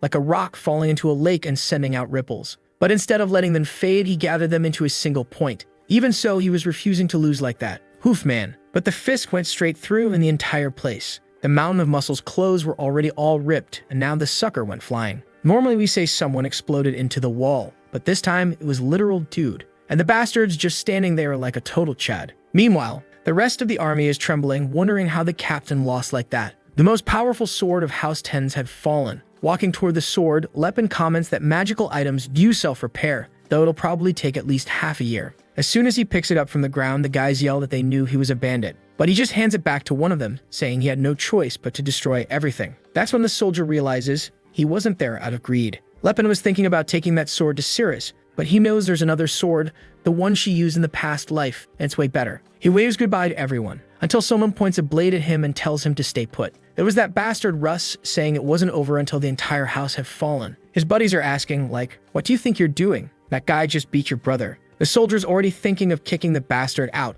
but Russ just walks forward. Lepin, watching, knows it's the same guy with the downward slash. At least he didn't seem like much to worry about. Until suddenly the guy's blade gets completely surrounded by blue energy, and Lepin barely dodges. Worse still, the slash actually affected his body. The only explanation for that was that it was an aura blade. The guys ask Russ what the hell he did, and he says he simply reclaimed the Sword of Tens. At that moment, Lepin recognizes the color of that mana, a blue like the sky itself, and remembers the swordsman Cyrus, who came to defeat him, saying he would bring an end to that dark empire. When he says that name out loud, Russ asks how he knows it. Because yeah, his real name is Cyrus and Russ is the nickname. That name, Cyrus Montens, was given when he first began becoming a knight. But since nobody wanted to recognize him as a real soldier, they gave him that nickname, Russ.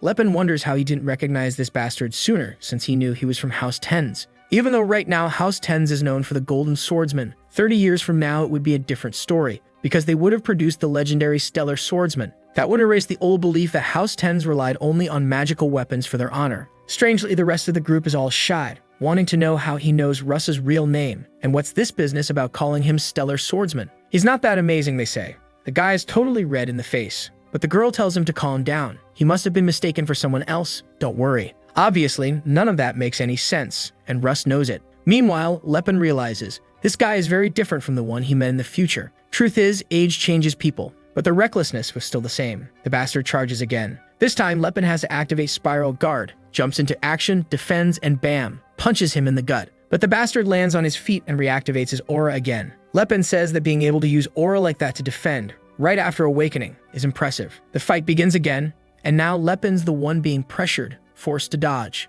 And the worst part is it was hard to read his pattern. That's because in theory, every martial art has a foundation, a system built over years and years by martial artists. Even the technique Lepin learned from Gerard, right? It has its own manuscripts. Russ, though, was a wild beast, a classic swing and pray technique. What Lepin found strange is that even when someone fights like that, they usually leave openings, but that wasn't the case here. His attacks moved cleanly, but still didn't break any known logic. A genius like this shows up maybe once a century, and it's no wonder he was called the Stellar Swordsman. And it was with that talent, man, that Lepin suddenly remembered. Cyrus saying that filthy orc didn't stand a chance against his sword. That was the bastard who killed Tessin, one of Lepin's subordinates, and his friend. At that moment, Lepin loses it, says this guy is Tessin's enemy, and lands a clean hit on the sword, which instantly cancels Russ's aura. Man, looks like Lepin's about to take this seriously, but Russ still wants to charge in the same way. Right then, he prepares the move he's practiced millions of times. Lepin knew this was a guy who would become a sworn enemy. He had to kill him now and prevent that cursed future. Man, boom, hits him in the gut saying,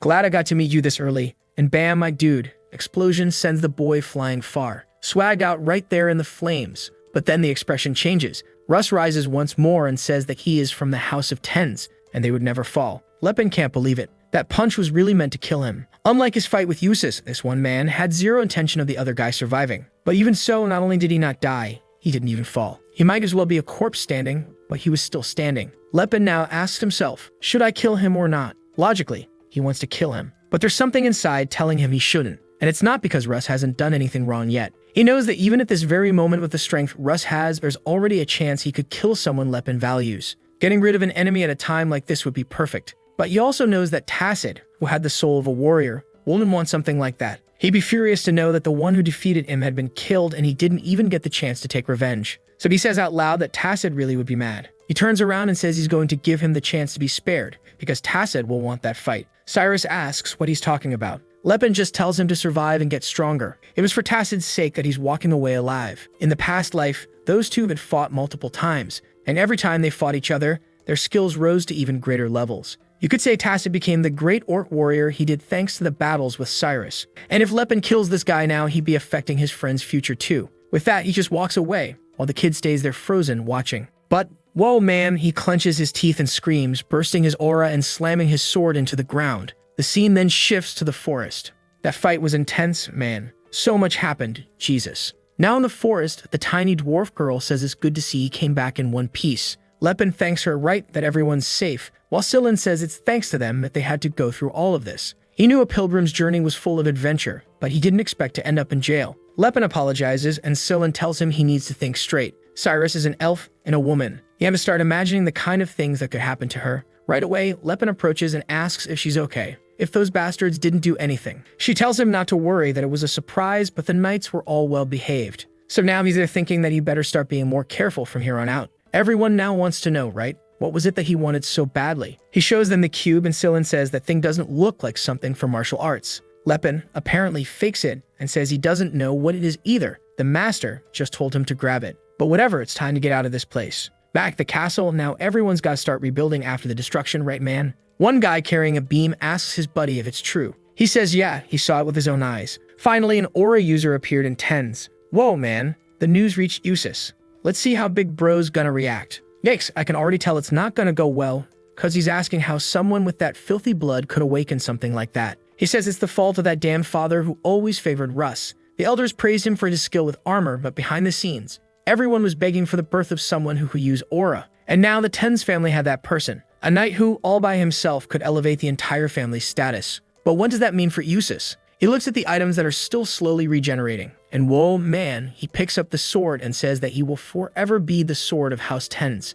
The scene cuts to the edge of a mountain, where Russ is just standing still, laughing, all happy, a smile on his face. He already knew now that he'd awakened, the entire world had changed. He might not have gotten where he wanted, but now he sees the path. Except right in the middle of that celebration, the bastard shows up behind him, wanting to know why he's so happy. As soon as Russ turns around, Eustace says, I heard you awakened your aura. Why don't you show it to me? Russ, all innocent, just shows off his power. Man, Eustace looks at it and says it's a wonderful power. Oh my god, I have a feeling about this, girl. Russ is standing there all happy. Finally, his brother was recognizing him. But then, his face changed mid-thought, and the sword had already been driven into his stomach. Seeing his brother's face, he can only ask himself why. And the bastard's still going on, giving speeches and activating his powers, man. At that moment, Russ realizes the guy's trying to make sure he dies. And the bastard says the House of Tens only needs one sword, and he would be that person. Man, I don't know how, but Russ manages to defend himself from the second attack. From afar, people start yelling, asking what that explosion was and what happened.